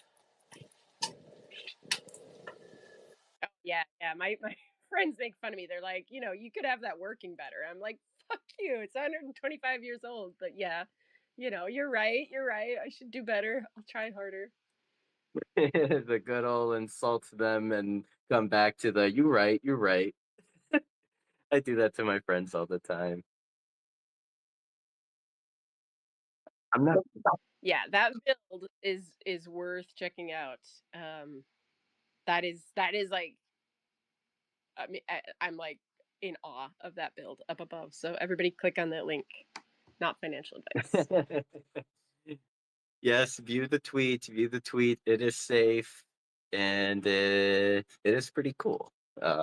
So I mean, if Sandstorm is like up and active again, like that, I'm excited. I'm excited. I mean, not to be all negative, but I was under the impression that they would only do stuff when there were incentives involved, but like I have been proven wrong. I don't think you have. I think they're just preparing for the future DAO Council to pick the executive commissioner, who then will in turn fund them. They've just been like, oh, wait, is the DAO dusting off that treasury? Let's pretend like we never left. So that's my conspiracy theory. I have no evidence to support that, but that is my conspiracy. I will keep an open mind. uh, I will definitely keep an open mind. Okay, so today went we went over our book club in great detail. Um, we spoke about my future plans on rebranding my YouTube channel to a eating channel. What about beyond the banana? Beyond the banana. What would this be entail? Like, would it be just like an interview out of like my bathroom? Nope, I Yeah, can't even. you do all I your can't even. interviews in a public restroom, but from the other stall. How about bring it with a twist, and my guest also has to be in a stall somewhere. Oh yeah, 100%. I mean that you can only interview people with allergies that give them the runs, and they have to eat whatever they're eating, and you eat your bananas. Anyway, now that we've completely ruined the vibes. Yeah, guys, I think aren't we cringe enough for like running around the digital world as like tiny little avatars? Do we need to be that weird? Come on. Try to I've be only normal recently here. become aware of Doja Cat to like, but like I believe that weird is what sells because that lady, fantastic. I can't believe none of you told me how talented and great her music is. But also, she's weird as fucking hell, but like in the best way. And I think she would approve of our situation here. I liked her shaved eyebrows. I've recently, ever since YouTube discovered, like, oh, YouTube's like, oh, you like her music now? Let me show you every weird thing she's ever done. And watching her shave her eyebrows while talking about her publicist or her stylist calling her, being like, I'm on my way, stop, is hilarious. No, yeah, weird is in. So the, the ancient Egyptians used to shave their eyebrows after their cats died as a way to show mourning. So just walk away with that tidbit today. After I pass away, will any of you be shaving your eyebrows? Just asking for a friend. Sure, why not? Okay, at least I have one friend that will shave their eyebrows. I'll shave my legs, my arms, anything I can cover with pants for you, Sinful. Can I please not disfigure my already hard to make pretty face? Just a Or you have thought. to, You could tattoo you- them on. if you pay for me to have like makeup penciling eye brush classes, I'm willing to reconsider my position. But since because I saw in the video clip I saw of Doja Cat shaving off her eyebrows, it then ended with her painting on fantastic, like whimsical, like pink heart eyebrows that worked fabulously for her. And I don't think that I know I could never make that work or execute it either. Yeah, bro, you gotta have the steady hands of a surgeon to do that. That said, someone should make that as a wearable. Actually, some Doja Cat like drawn on eyebrows. Or Aja made some funky, cool eyebrows that were like cut different, like a little slice in them, I think. so what Jared just mentioned, okay, you know, in the Cat in the Hat, like you know, like the kids and the people, they have like these certain faces. I forget what they're exactly called, like the actual people in Cat in the Hat or Dr. Seuss universe books. But like you know how they have that like it's not a human face. It's more like of a I don't know, dog, cat, maybe. Yeah, it's some kind of ambiguous animal face. I agree with that. Yeah. Yeah, one thing we haven't seen on Decentraland is like kind of like different faces, like completely changing the face. I wonder if that could even be a possibility one day. Like there's dokey faces like that make you pretty, but there aren't any like faces that could turn you into a dog or a cat or whatever, like, you know, Well, other things. there's a couple, but it's pretty minimal. Like there's the Doug I NFT has like the dragon outfit where one of them is just the head. So like, but I agree with you in general. It's pretty minimal. Okay. So there are some examples out there. It's just not popular. Hugh But yeah, Powell I says, do agree with you. It's surprising there isn't more of that. Actually, I agree. Hugh Powell says, I miss my Doki face. No, what happened to your Doki face?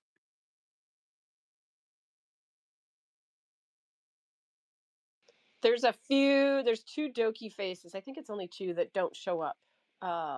And I think she has to go in and like change the name of the meshing conventions or something. I believe that's what it is. Oh, has anyone told her she needs to do that? Because I'm willing to bet she's unaware if it hasn't been brought to her attention. Yep, that's pretty much how we found out about the missing eyelids of happiness. One eyelid toggle button. I'm good. I'm just glad not to look like we smoke crack full time anymore. I know, I've been messing with you about that. You're just like, how about we don't get a toggle button for anything? So, No more. No more. We are retired. let's just not alter this anymore. But yeah, the beasts are definitely looking good with their eyelids back. Uh, but I will miss sneaking up on Derek like while he's on the other side of a of a window and me just like creeping on him with like my cracked out eyes. But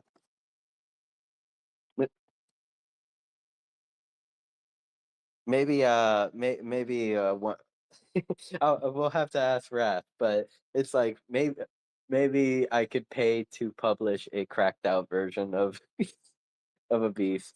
And I'll just tell Raph like, no, he's not on crack. He just had a lot of sugar. He's a kid, remember? Silly. I'm gonna beg for no, please. It would be published by me. I would pay for it all, and I would give it away. And it was a 101. Damn it, a 101. Oh, dang it! I'll give away the one of one to you, Make just you. My eyes are wide open, let me tell you. uh, so let's see. So far, we're about 2 hours and 5 minutes deep into the space, and we have not covered last night's event, have we? Well, I mean, we did say a few thank yous. We did do a few shout outs. Um, was actually really happy to see Dana and Kim pop into the event last night. That was really awesome to see them, come in and support and actually have a like it seemed like they were having a good time. Kim hit the marketplace and got herself some new hair. So so next time you see Kim, she's gonna be rocking a new do on Decentraland. Um, and yeah, I mean, overall event I think it was successful. Make I was so stoked, and I gotta say, getting onto a road, you have no idea. Like until you find out, like that you could be totally blocked in. Like being having that real road access is so exciting. But it was super fun. It's just great to have vibes back and just get after it. I was really excited to drop a couple mashups, which I've never done before publicly, so that was really exciting. I mean, they're just two tracks put on top of each other, but it actually worked, and I was really happy to put that out there for everybody. And nobody like came back and complained like, "Wow, that sucks." So there's a win. wins all around, wins all around. And it was really fun to have Dana and Kim there and just hanging out and no other, stuff that needed to go on and just really good vibes. It was fun to be back with you and Pinch. Great to have like the fam back. I really appreciate those who had a chance to come through. We so back. We so back. And congratulations to Crypto Minotaur for being our Beast Point winner last night. I know we were talking about Beast Points earlier, how like we gotta stack these, we gotta stack them. There's good stuff on the way. Yeah, for those of you who have, got received, I think there are about 15 people, up at least half from Decentraland. I know Toxic, just make sure you guys set up your account on the Kid Call Beast website so you're earning them. My guess is you're going to need a couple hundred, if not a little more, to get it, considering most assets have been unlocked, or whatever, for about 200 points. So I don't know, maybe like 250 to 500 would probably be like an anime beast, but we're going to see what happens. I honestly, I'm excited about that more so like since like the keys came out. I'm super pumped. What's the monetary They value of look a point? Can so. I buy points? Do I need a beast to collect points? If I win points, do I need a beast to get them given to You me? need at least a bit beast and you need your account on the Kid Call Beast website and you need your X profile attached to that account to earn points. And then yes, you can buy them. They're not cheap. They really aren't cheap. They aren't on chain, but you can buy like a card which gets you, to have them. So at the floor, you could buy a bit beast to have to earn them. You earn more, obviously, the more beasts you have or bit beasts you have. Yeah, but you can buy them. You can buy points, but I don't know if you can buy points if you don't have a account. That I don't know. I would assume you would first need to have an account either with a Bit Beast or a Beast. You know what's interesting is yesterday the floor of Clone X was like $10 to $20 higher than the floor of a kid called Beast. So they're like almost at the same level, which is just, I don't know, to me that's like mind-boggling to think of. And the Bit Beast, I bought myself one just for Christmas and I think I paid like $60 and now the floor is like 90. So it's crazy to see those prices change. But yeah, I don't know, like I think that the anime is so much cooler than the Bit Beast art. So hopefully we can snatch one up. There's a really cool one that looks like a teacup, like a porcelain teacup pattern. That one I'd love to have. Anyone given Bit Beast, or not Bit Beast, but regular Beast? My issue with the Bit Beast is like I just can't find one that I think is aesthetically pleasing. Because I mean, they all look like 8-bit video game characters, which are very difficult to make appeal to me in my whatever, despite me being the bird for so long. So I think it's actually they have too much going on. But more importantly, surely there's people still doing giveaways for regular beasts that I can sully my hands with and retweet and like their posts for a chance. Surely. So if you get a Bit Beast and you earn 70 Beast points, you can join the raffles. But okay, I like the sound of that. But the so follow-up question: how long does it take for a Bit Beast to earn 70 points? I think it takes a fair 70 bit. days. Yeah.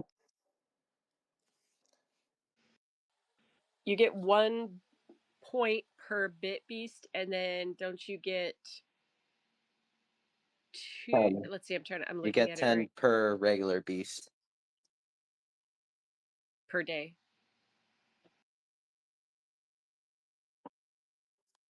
If you have your But then account you could also connected. come to our party on Friday nights where we give away up to 70 a week. I'm good. I don't know how much longer I'm going to do that because I've given away like 3,000 points and I'm kind of want to stack myself. Aren't you a whale? I'm a mini whale. I mean, there are people with 100 beast, which is crazy. But yeah, I have 10 and then I have 10 bippies. So, or 11 and 11. But yeah. So what you're saying is that you're ready to host a giveaway because like 11 is such an awkward number. I'm all done giving it away. I've given away a bunch to a lot of people. We are good. And I did it. There are like at least 10 community members who got bippies, So that did happen, Jared. Well, I missed out on this call to sweet free cool stuff. I fucked up. That's on me then. My bad. My bad. Looks like Dev Dog has his hand up like a polite individual, so I'll be quiet for a minute. Take it away, Dev Dog. Thank you. Yeah, sorry to change the subject, but I just wanted to know people's opinions on I guess what's happening with Decentraland at all. I know there's like a huge separation between the foundation and the DAO now, and it seems like everyone's just kind of accepted that.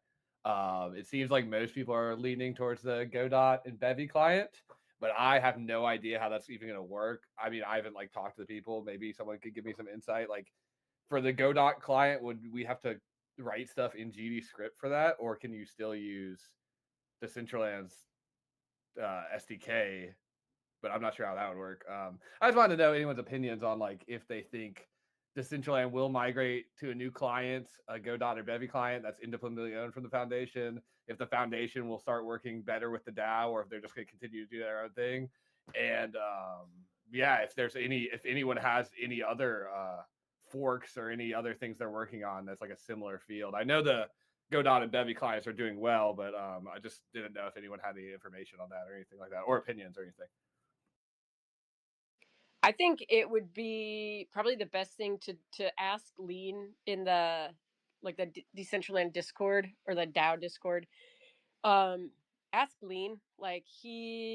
I would say is very receptive to answering questions and very knowledgeable.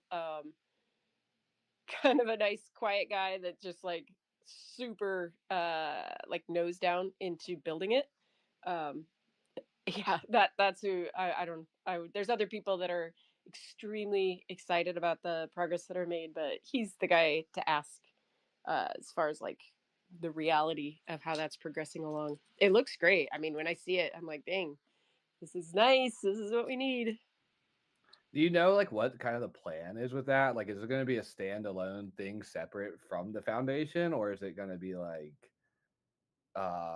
just like a different version of Decentraland? I haven't really been too up to date with that. And working on this SDK 7 stuff and all the foundation changes and stuff, as always, are just making me wonder what the future holds. I think he could answer that. If I say anything, it's probably just like, you know, educated guess, but I think we'll have everything.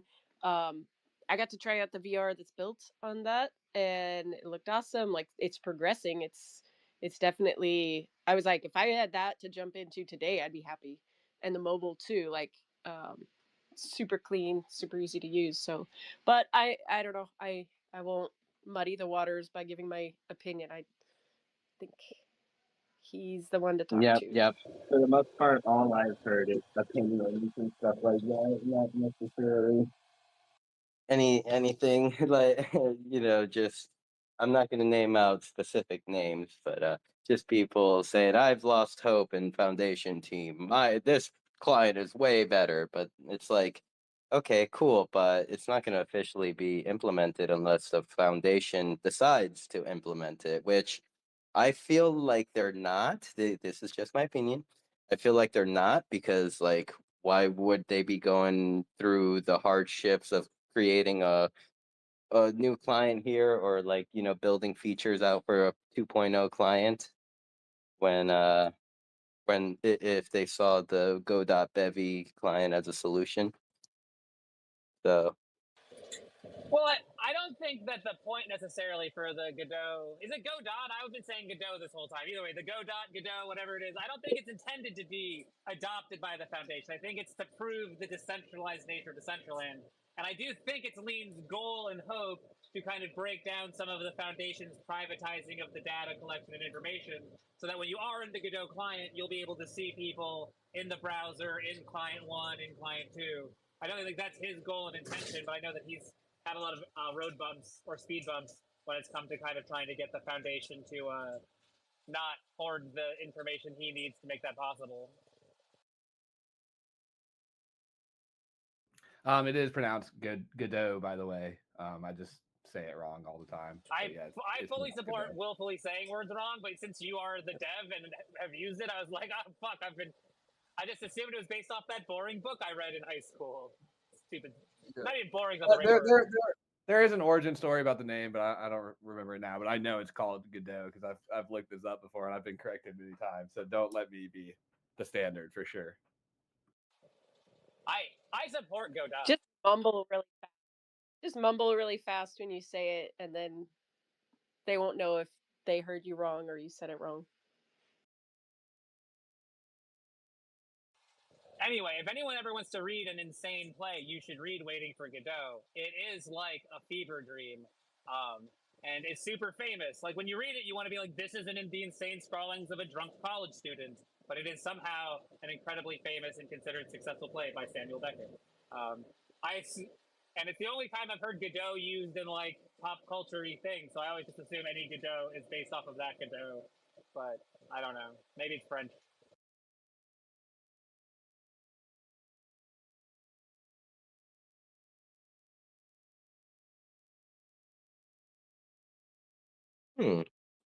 Sorry, I'm looking in World and I haven't seen this name in a while. I wonder if it's the same individual.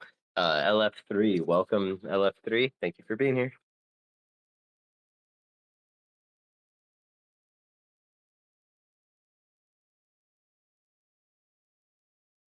So yeah, the Godots remain a mystery. Yeah, I mainly see like people within the DAO. I guess like it. Uh, and when I say people within the DAO, I'm probably talking about like maybe 3 to 5 people. Um, and yeah. It seems like more of the argument is like I want web browser opposed and not 2.0.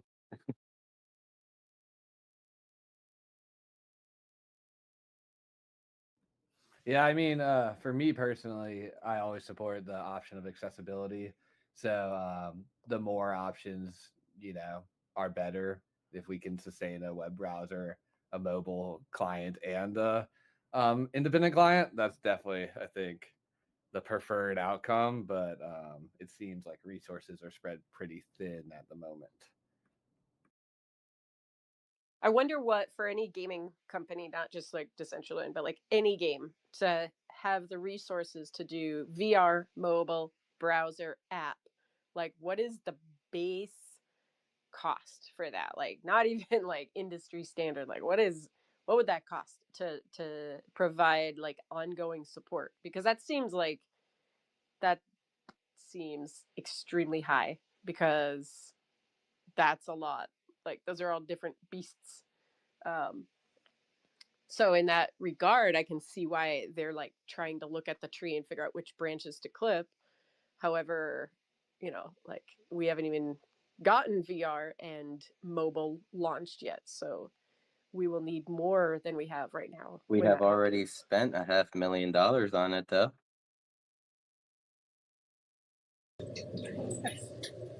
To be fair, Yep. it does cost like well over $1 million to develop most mobile games you've ever played. So it's not, except for Flappy Birds, and but the answer to the cost for maintenance, it depends if you're still developing new features or not. Like, because if you're just doing maintenance and like live ops operations, it's like way cheaper than if you're actively trying to develop features that need to span across all 3 platforms. So it's definitely like the price range is definitely goes from something that you would be like, oh, that's not so bad, to oh, that's an insane amount of money, because yeah, like you said, it would be very expensive to have like a team robust enough to be developing features for like all 3 different things at once. So as I understand it, with the Godot client, like VR and mobile are essentially the same product. So it should, maybe that might be slightly cheaper, but someone who has any idea how deving Godot in Godot works would be better qualified to comment on that. My information is very generically from having worked on mobile cancer video games. So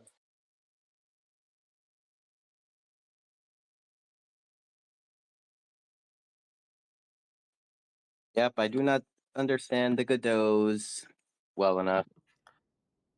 For anyone wondering, Lean did say that JavaScript scenes are working through an adaptation layer with the Godot client. So that's good news.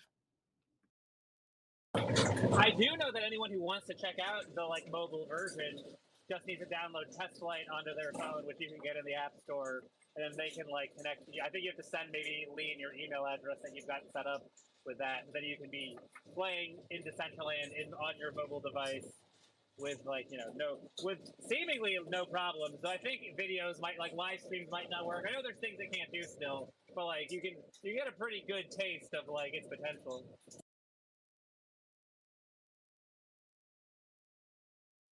Yeah, I think I've seen videos here and there. I think I've also seen HP pop in like one time into the Central and be like, "I'm on my phone." That must have been before Client 2.0 then, since I Okay. yeah, but shout out to Mean Green Doge and Toxic Waifu. I'm not exactly sure. I can't remember the name I should be saying to say it all as one. But those to making their little experiment where you can like see and chat between clients and stuff. Like that's super dope. And it's definitely like they're, I don't know.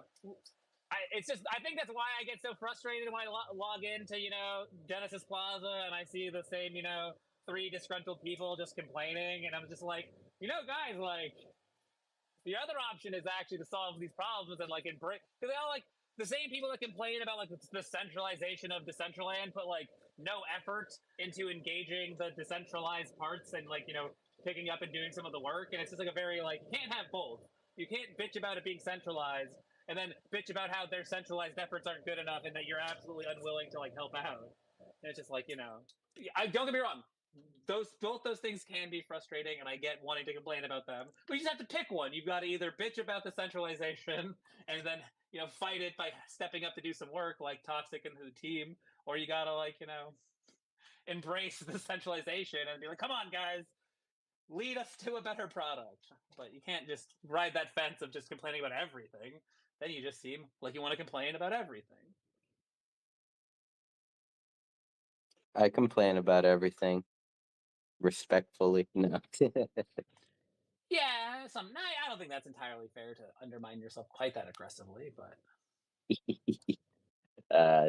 No, I mean, I make my comments and stuff like that, but at the same time, I always understand that this shit's hard.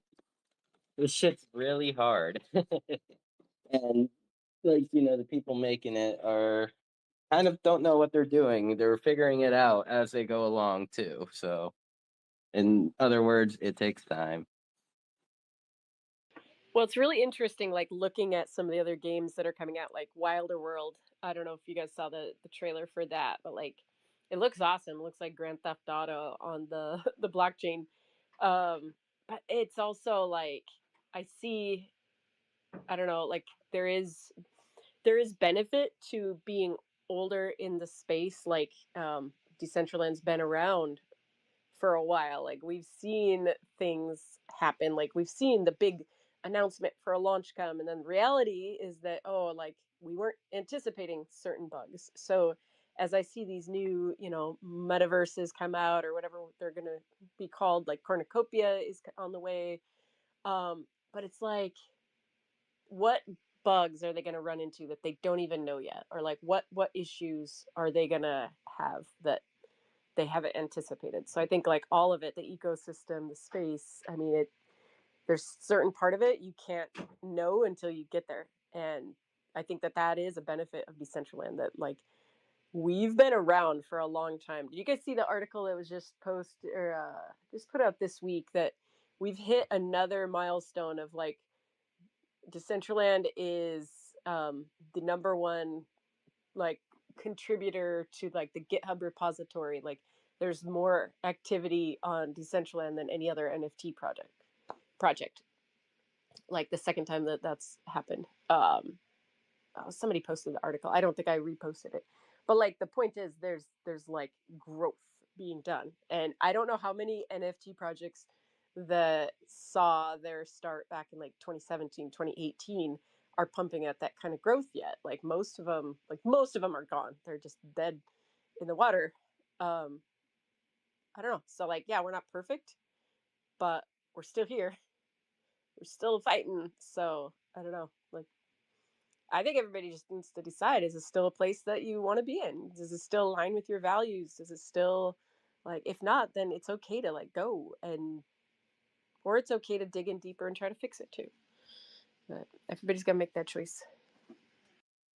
And I choose to sit in Genesis Plaza and complain and greet new users with hate and fun. Just kidding. I was role playing. But yeah, no, I think you're spot on.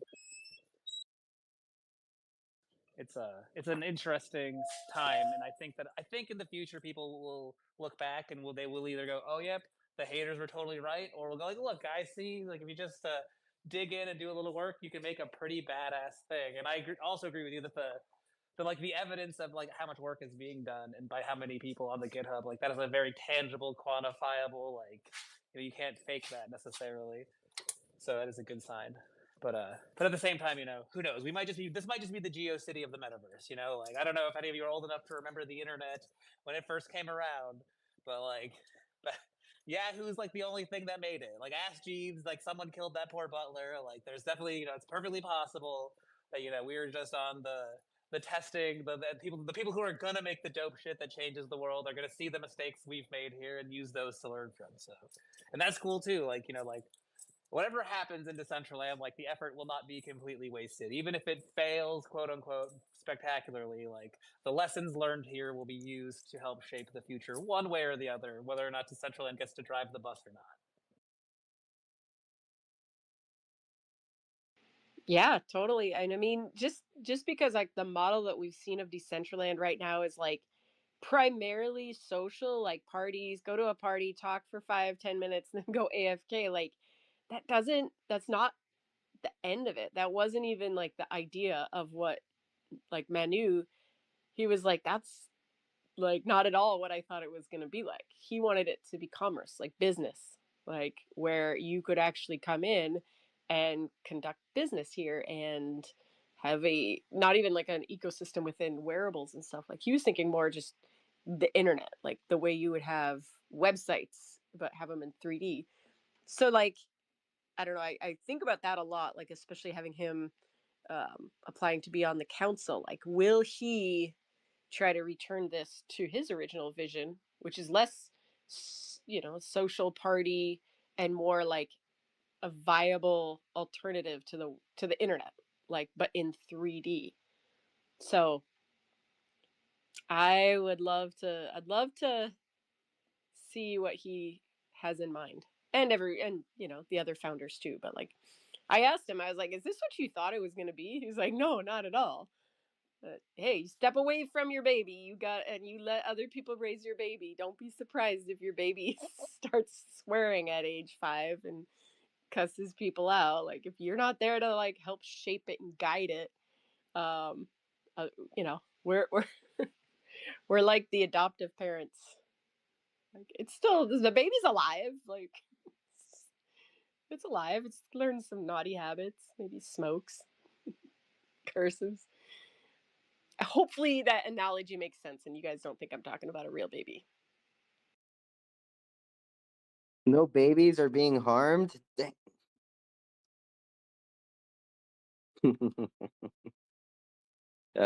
Yeah, but I mean, I totally agree with you, and I understand your analogy.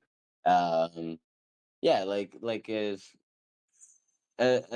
far as like, I don't know, it's like efforts need to be made to create the world that you want to see. They won't just pop up out of nowhere because you had the idea. So I guess I will leave it there. It's more like the Central Land was like put out there, and then it's like the people that started using it started deciding how it would be used. Well, and ultimately that's how it should be. I mean, it should be, it is its own beast. Like, none of us can control what ultimately where it goes. Like, we can all impact it or like influence it, but it's its own entity. Like, we can try to contribute to the different parts of it, but I don't know. Hopefully they're like wickedly surprised that they made this crazy thing, Decentraland, and then it's like evolved into something I don't know, where there's like diehards getting the logo tattooed on them. And I do think that it surprises the founders. Like, I know that there were people that were surprised with how much it meant to the users after going to the summit, like having those conversations. Like, I think that people on the team didn't realize how much this place matters to users, to like some of us.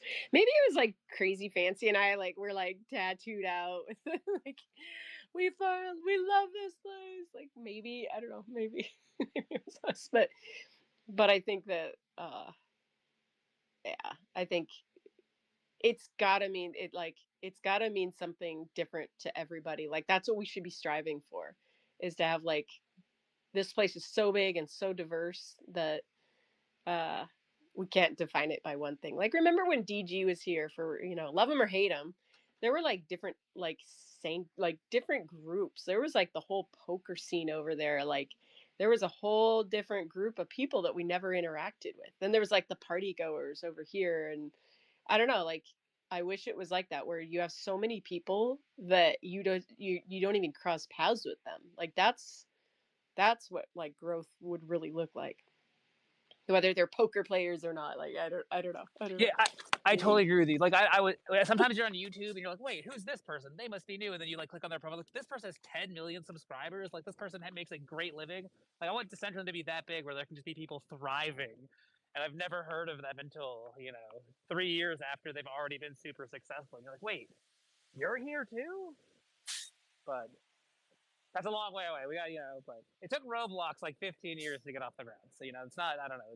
People have these like crazy expectations where they're like, they just expect this thing to spring forth fully formed from, the ether. But I am surprised to learn how shocked the foundation was necessarily about like how important Decentraland is to the people and the users, just because like many of the people who are here, like a lot of us joined over the course of a global pandemic when like, we were trapped in our houses. Like I think in many ways, like Decentraland truly helped like, save some people's like sanity and like give them a sense of community when it was very difficult to have one of those. Unless, you were so fortunate enough as to be like trapped with your with your community at colleges or whatever spaces people got to actually have communities over COVID. So it's, I don't know. Talking about the Well, I don't know, my phone's acting. My stupid device. yeah, you got a little robotic there for a What second. happened was I got in my car because I'm done working now, and it went from being on my sweet iPhone my my wireless headphones to being through my car speakers. So I have to figure out how to trick it to go back.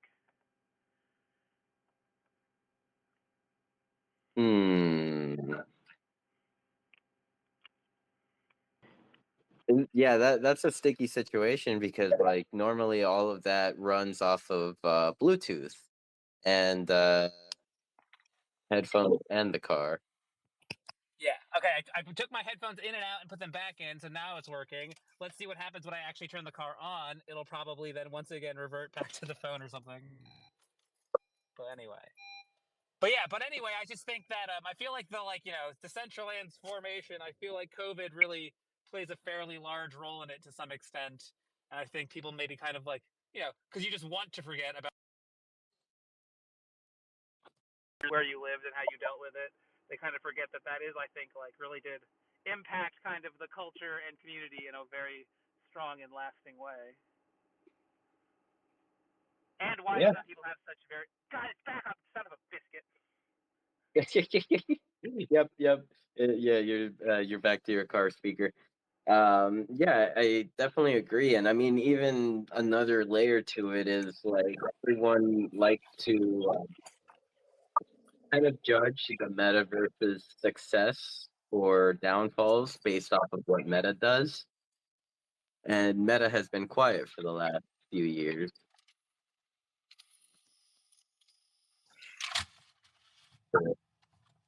Well, they've actually laid off a lot of people. Like I have friends in the work in that sector that they got hired really fast and they got fired really fast because of just even the growth. But I mean, I like you could have seen that coming. You make a giant announcement like that, like you change the name of your entire company, like you're gonna there's gonna be hype, and like hype is the worst thing for growth. Like, oh, Jared, can you Oh, mute son of a yourself when biscuit! you're I'm the worst. not? I know, jeez. Um, yeah, like I think we're like recovering from the COVID epidemic, like of like people came to Decentraland because of that, but also just the meta hype. Like that was never that wasn't on our bingo card to have like a mega announcement, get into mainstream news. Everybody and their brother wants to like join the metaverse. And that was like wonderful and like exciting and fun, but it was never sustainable. Like it's never sustainable. Never gonna it was literally like we were getting the party ready and they sent the invitations out and then they came and they're like, well, what is this? And to be honest, if the same thing happened today, like what have we built in that time that is still here? Because we built a ton of shit, but that doesn't mean that it's actually operational and functional. Like what do we have now if people come and they're like, well, actually it was Morose who was I showed him around Decentraland a couple months ago and he's like, what do I go see now? And I'm like, well, like have you seen the ocean? Like it's a pretty view. But I mean really like I'm not fudding, but like these are the hard questions that we have to ask ourselves. Is like what else do we have to show them? Because like we need to put more stuff in to where we're like, oh my gosh, I can't show it to you all in a day. I can't show it to you all in an hour. How much time do you have? You haven't only have an hour? I can't show you all You the can show them stuff the in an hour. corpses of some really, pretty decent games that worked in SDK6. That's not how we grow. Do you want to come to the cemetery? Oh my gosh. Oh, no, no, no, no. Honestly, though, we need to get Wondermind back on. Like, I just miss. Like, I had so many things. I was never even going to claim the wearables when they did or didn't work anyway. I just miss having rocks fall out of the sky, the sweet ting ting ting of the pickaxe on the weed.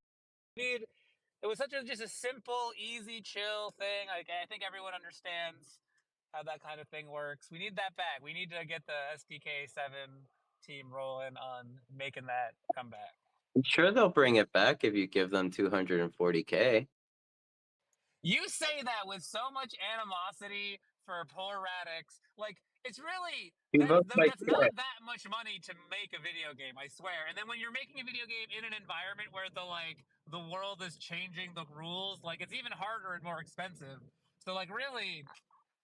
And I've heard from some people who have worked with the SDK migration team that perhaps, like, they feel like the product that is going to eventually be finished and released will not be like the full experience of the SDK 6, and ultimately will probably have ended up costing the DAO like just as much money as if you just paid them to do it when they'd asked in the DAO grants. So, like, I do, like, not to besmirch the team who is doing probably way more than like the 2 or 3 person team should be expected to. But, like, it is, it's, I don't know, it's annoying that these things don't work, and that we didn't just let project. I don't know. I don't think there's anything like, if you've paid $500,000 to have something that did work, I don't think it's necessarily a travesty to keep paying to make sure that they can keep up with the constantly changing platform that they're when you're standing on top of a topsy-turvy raft in the ocean, no one gets shocked when your house of cards falls over. So, I don't know. All I'm saying is they could have done a little more with it. Or if they found out that they couldn't do what they promised, maybe they could have returned the funds. I mean, I don't know. I think a big issue with Decentraland is, you can get funded and have a good project, and if, we can't maintain users, there's just no way to monetize that, no matter what. Like, a lot of these projects, I do think were good in their time or whatever, but it just goes back to the lack of usership.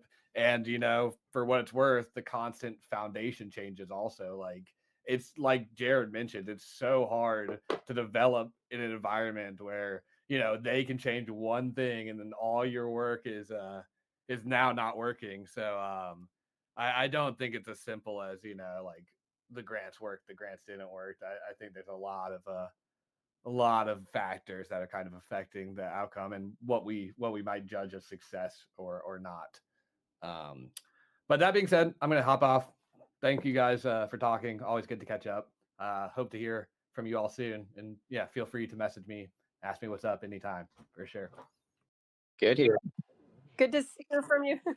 Because like, I do agree. Like, there were lots of grants that were wasted money, and as soon as the money dried up, they bailed. But I don't think it's fair to paint like every project that had grant money and that doesn't now work in SDK7. Like, I don't think that's a fair, like, bad music events, architectural biennales are not in the same category as, Wondermine, which stopped working because the platform kept changing. So, like, it's little breaks, and then it was just a big, like, break, which happened because, like, they didn't just say, oh, our money's gone, we're turning off the servers, like, some other games did when they're, oh, fucking Ungesture. That still just breaks my heart. It's so frustrating how much energy I spent trying to convince myself he wasn't a dirtbag. But I don't think it's fair to compare, like, not all grants that are no longer active or present to play or access are the same. I don't think it's fair to paint them all with the same brush. I agree. But at the same time, if one is passionate about their project and what they do, they will continue to develop on it, whether there's funds or not, whether if it's fast paced or the slowest pace in the universe. but they will still be working towards their passion or their their baby, their project that they've set out to build. That's why I got a lot of respect to the people still grinding, like still trying to make their games work. It's like hats off to you guys. You guys deserve like a pizza dinner or something. That's all we can afford. Frankly, Well, they and can't like afford pizza dinner. Actually, I'm pretty confident they can't even afford that. So nothing but nice ramen dishes currently going on in Exodus Town. hey, there's some good recipes that we can do with ramen. Don't that's food club. I We'll get love to food ramen club. so much. So yeah, I just know that many people associate the word ramen with sad poverty and high sodium. But yeah, you're correct. You can get really. I The people of Asia have perfected making deliciously cheap food, and if you're lucky enough to be able to try real genuine ramen, you should absolutely go get it because it is amazing and shouldn't be too expensive if the place isn't screwing you.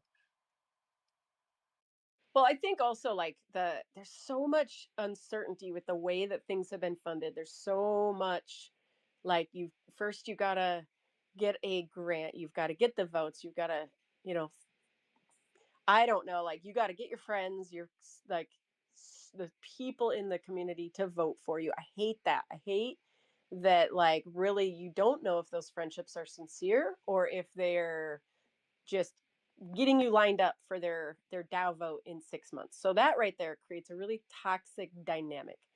Um, and then if you get a DAO grant, you're under scrutiny. Like if let's say you're a game developer, you get for $60,000. Well, somebody, or let's say 100,000, somebody's gonna say, well, that's too much. I could have done that game for 60,000, and somebody else is like, I need $250,000 to make this game. So like, there's already okay all over the place with like the cost of how much that's going to be, but then there's no maintenance fee put in there. So then once you get your grant, you get your game made, you put the work in, you now have to maintain that.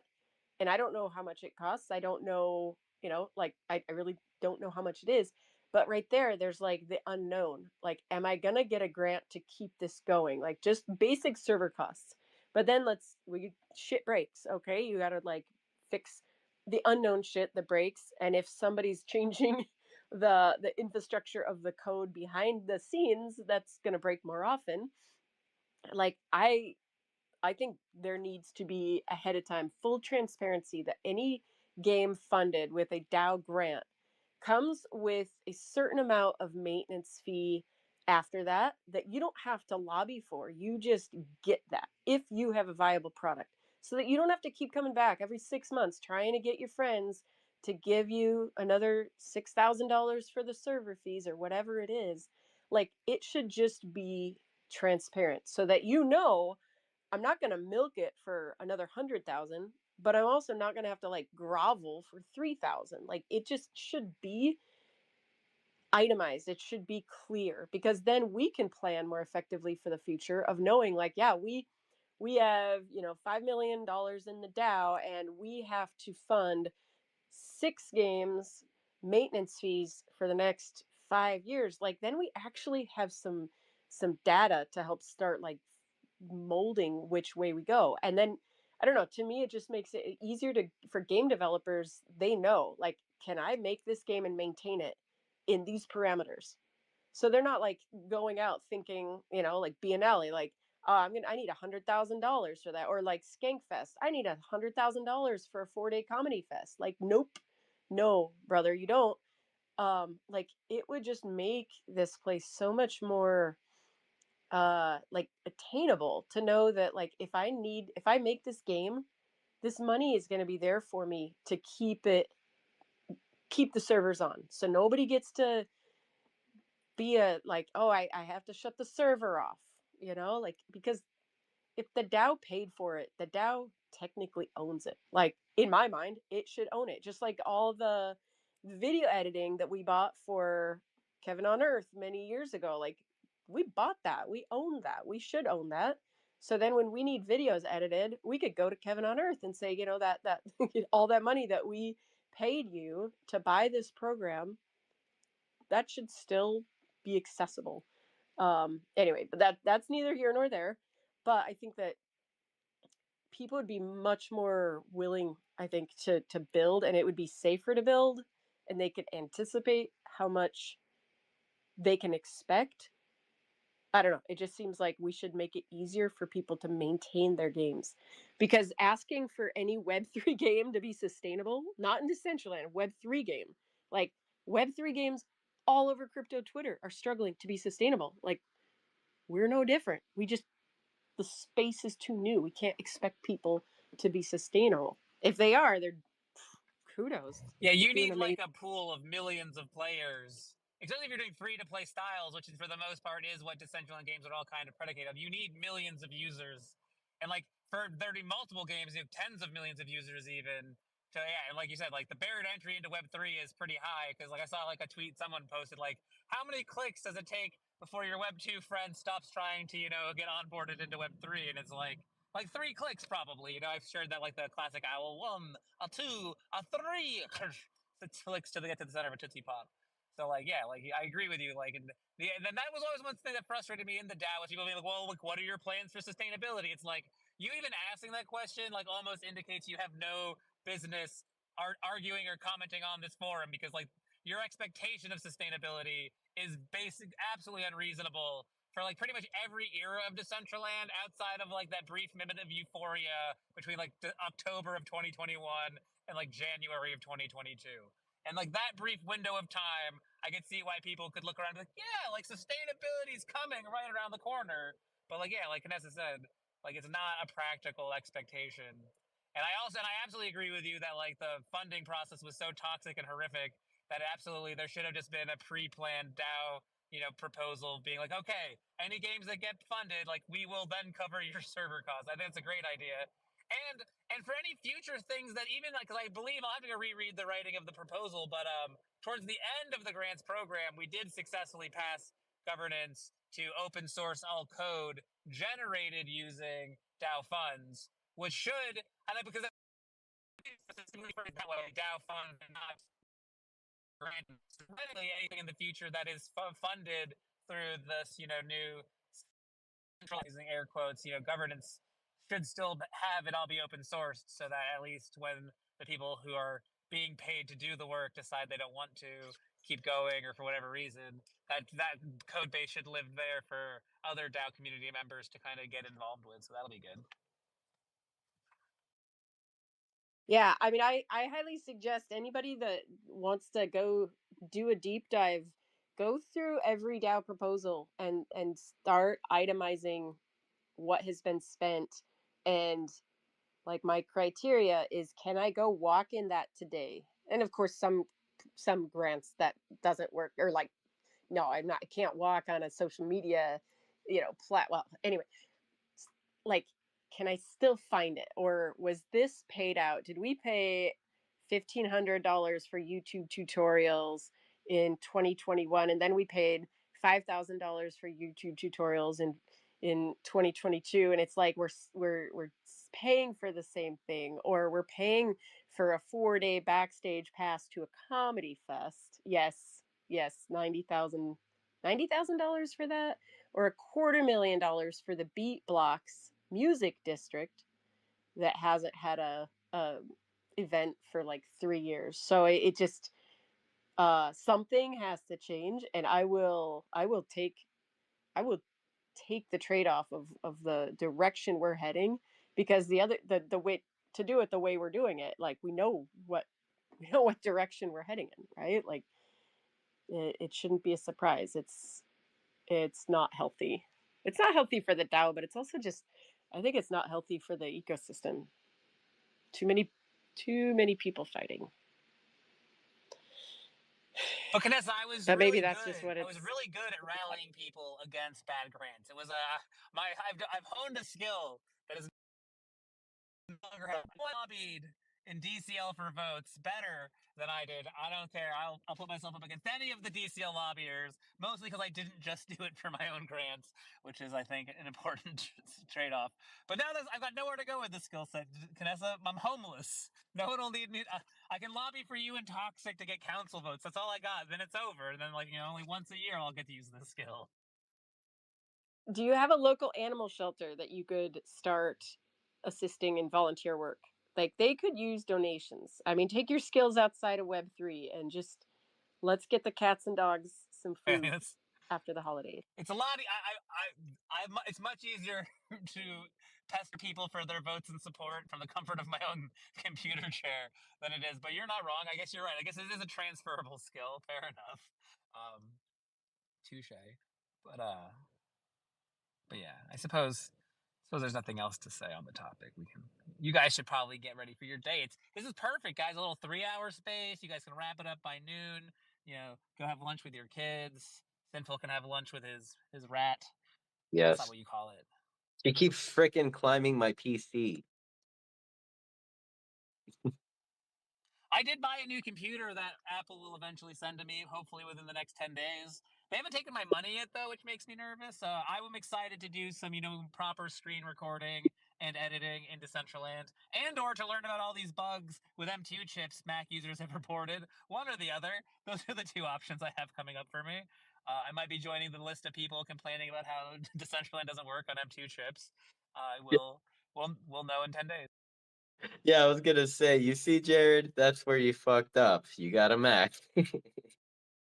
I tried to get a PC. I drove to Best Buy. I was pestering Zesty Beam and Manzier in the aisle of Best Buy, being like, is this computer going to do what I want? How easy will the upgrade?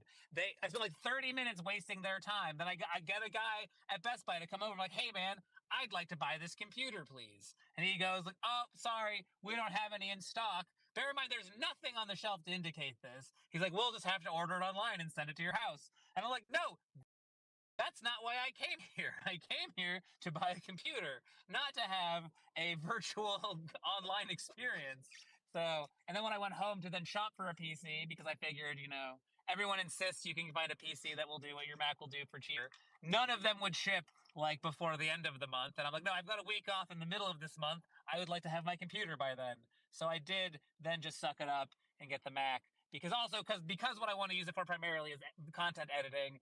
Generally, most everyone agrees Macs are better at that but the gaming playing aspect, you're right. Everything else about the Mac is going to be worse. But my editing will be better. That's what Anyway, it was very expensive, and I'm going to be eating broke person ramen, not fancy, good ramen, for the next 2 weeks while I wait for my next paycheck to come, because I did spend all of the money I earned working the week before Christmas on this bad boy, because I need it. Anyway, you're right, though. But anyway, don't go to Best Buy. That's the moral of the story. Fuck those guys.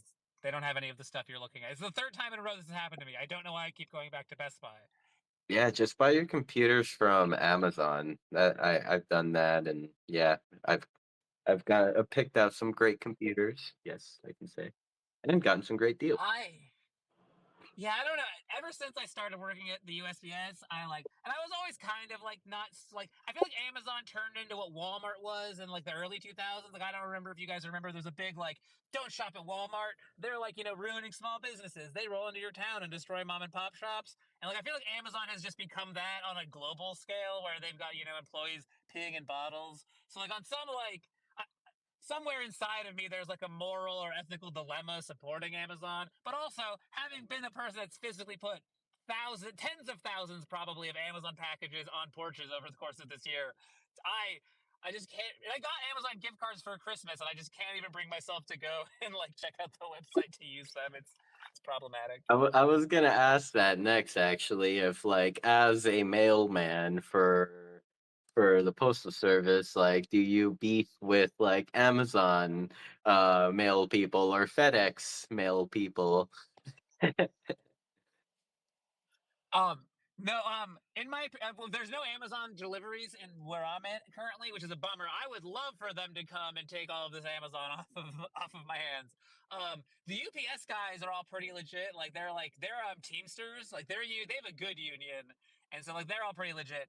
FedEx drivers do feel like they're the B or C team of the drivers. Like they're always parking in the way. They always look a little doofier than the UPS. So if I was gonna power rank all delivery drivers, I'd have like UPS at number 1, USPS probably. I'll take number 2, and then FedEx is at the bottom. And I haven't met any Amazon guys to compare, but I'm sure they don't get treated very well. They work for Amazon. I bet you in the FedEx person's eyes, they are parking like that and being all awkward like that because they consider themselves the A team. They're like, we don't need. Maybe. We can just park anywhere. We're FedEx. Like, maybe. I don't know. yep. But if there is but to answer this, if there is one I have some kind of like side eye beef with, it would be FedEx. But at the end of the day, usually everyone waves. Like if you're in the mail vehicle and you drive by like a FedEx or UPS guy, like most of the time those guys end up waving. So like they're all cordial. It's, we all like, you just know, like you don't it's like one of those things you don't know until you know. Like you don't appreciate when you buy something online and like, how did that get to my house? Like, oh, it just appears here magically. Like I'll buy a kettlebell. Who cares? It just gets here magically. You don't appreciate just how many people have to pick up that poorly marked box and go, holy shit, this sucks. And then you do it and you're like, oh, everyone should have to deal with this for like a month in their life. Like when you turn 18, you should be drafted into the United States Postal Service just so you can have a sense of just how much harder it is than it looks. Because like before you get there, like you take pieces of paper with numbers on them, you put them in boxes with numbers on them. How hard can it be? And it turns out it can be pretty hard when management is so clusterfucky. Damn. But, They're saying that the package anyway. doesn't magically just appear on my doorstep. So No, it's you, crazy. in other words, my mail people have hated me for years because, like, I'm one of those individuals that will sometimes order maybe like a few thousand rounds of whatever it through the mail, and like, Can you buy bullets in the mail? Yeah, bruh. Do you have to sign for them? No, bruh. Interesting, because I know because I've delivered a gun to a guy once, and he had to sign for it Yeah. because he had sent it to get fixed or something. I wasn't sure about bullets. I wonder because because battery, like there are certain things you just pick up and you're like, oh, this is so much heavier than this little package should be, and I always just assume it's batteries. But now that you've said that, I bet you some number of them are absolutely like 45 shells. Now that you've said it. Yeah, because like those packages aren't really that big. Like they're small, condensed packages. They just Yeah. get done. Yeah, now that you're saying this, I'm going to now have to reevaluate. When I pick something up, I'm now going to give it a little extra shake to figure that out. My actual least favorite thing to deliver, it's not that heavy, but I hate delivering Nespresso. I don't know why, that one drives me nuts, but then just toilet paper and paper towels frustrate the hell out of me because I'm just like, it takes up so much room. And it's like, dudes, guys, you can go to the grocery store and buy this. Like, you don't have to ruin my day with your goddamn toilet paper. But alas, turns out they do. It sounds a little wasteful, like throwing like a pack of toilet paper into like a box and that's it. That's all that's in there. Oh, no, they make sure to at least get themselves like 18 to 36 rolls. Don't you worry. They're not. But I do agree with you. It's like you're already wasting paper to wipe your ass, buy a bidet, and now you're going to cover it in more paper in the form of this cardboard box. But I'm going to lose service soon. I'm hitting the section of, so when I cut out, I'm going to stop talking because I'm going to lose service in a minute. Yep. I Yay for mean, rural Vermont. either way, we've been rolling with this space for about 3 hours and 3 minutes now. Unless there are any new requests that would like to come up and chat or share what they're doing on Decentraland, then perhaps maybe we can start winding down. What do you think, Anessa? I think that's a good idea. I think we actually got a lot of different topics covered today, and there's a lot going on behind Decentraland with everything. So I think it's awesome if we can cover that much in one day. Good job, us. We should pat ourselves on the back. Yes, we have been good today. Jared, are you fond of final thoughts or not really? I think he stopped talking.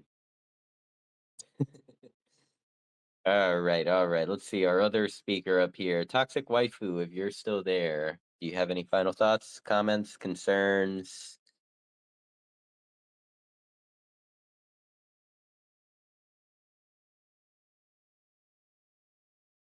Ah, yes, very profound. Yes, thank you. Okay, I saw your thumbs down now. So in that case, I'll pass it over to Kanessa for her final thoughts. Do we have anything to pin at the top for toxic? I'm gonna I pin would this. say at this point, since we're closing, I would say more like commented at the bottom so that it could stay like within the comments after we close. So maybe just toxic when you've let us know when you get something else official, and we'll amplify that.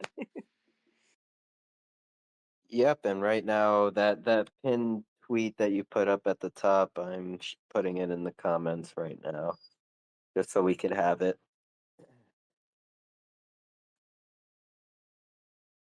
And were those your final thoughts, Kanessa? Yeah, I think so. I think just let's see, anything coming up this week. I think ABC Decentraland is returning next week, so they're not doing it today. And then I don't think there's any other like out of the I want to say abnormal, but like out of the ordinary events. So I guess just a nice quiet week to recover in Decentraland, and yeah, we'll see you guys next week. Yes, yes, and let's see. Yeah, first and foremost, want to thank all of you for popping into the space. Oh, once again, like I mentioned earlier in the space, always you're always supporting. You are always here for us, and just know that I see that, and I love you all for it. This week for Beyond the NFT, our guest will be I She is an award winning visual artist, exceeding in storytelling through physical art and NFTs. And so yeah, should be fun to have Irai onto into the space. She is an awesome artist, and I think I've been kind of following her work since like maybe October or so when I popped into a Twitter space and she was doing I believe like an auction for charity. Like she was auctioning off her work, and all the proceedings would go towards a charity that focused on breast cancer development. So I mean, definitely, well, how can we not support something like that? And let's see. Friday, Beast Roaming Party, 10 p.m. Eastern. Make sure to pop in, say hello. I believe they are now on Tuesdays. Pop into the Meta Tribe Plaza for a set by Crypto Minotaur. I believe they start around like maybe 8 p.m. Eastern or so. And of course, our lovely toxic waifu here will be having an event on Tuesday, which will be kind of covering an overall view on like the current DAO situation and what is being developed and how we're moving forward. So yeah, should be a fun week. And if I missed any announcing any events for any of you out there. Um, I kind of would like to open up my DMs to any of you that are doing anything around Decentraland to just let me know your event or send me a link to your posted event on the events page. That way, perhaps maybe I could like start keeping a calendar and we could be a little more organized and make sure that your event is shouted out here on our spaces every week. And on that note, thank you once again. Love you all, and we'll see you back here next week at noon Eastern. And what is it? 9 a.m. Pacific. Take care, everyone. Bye.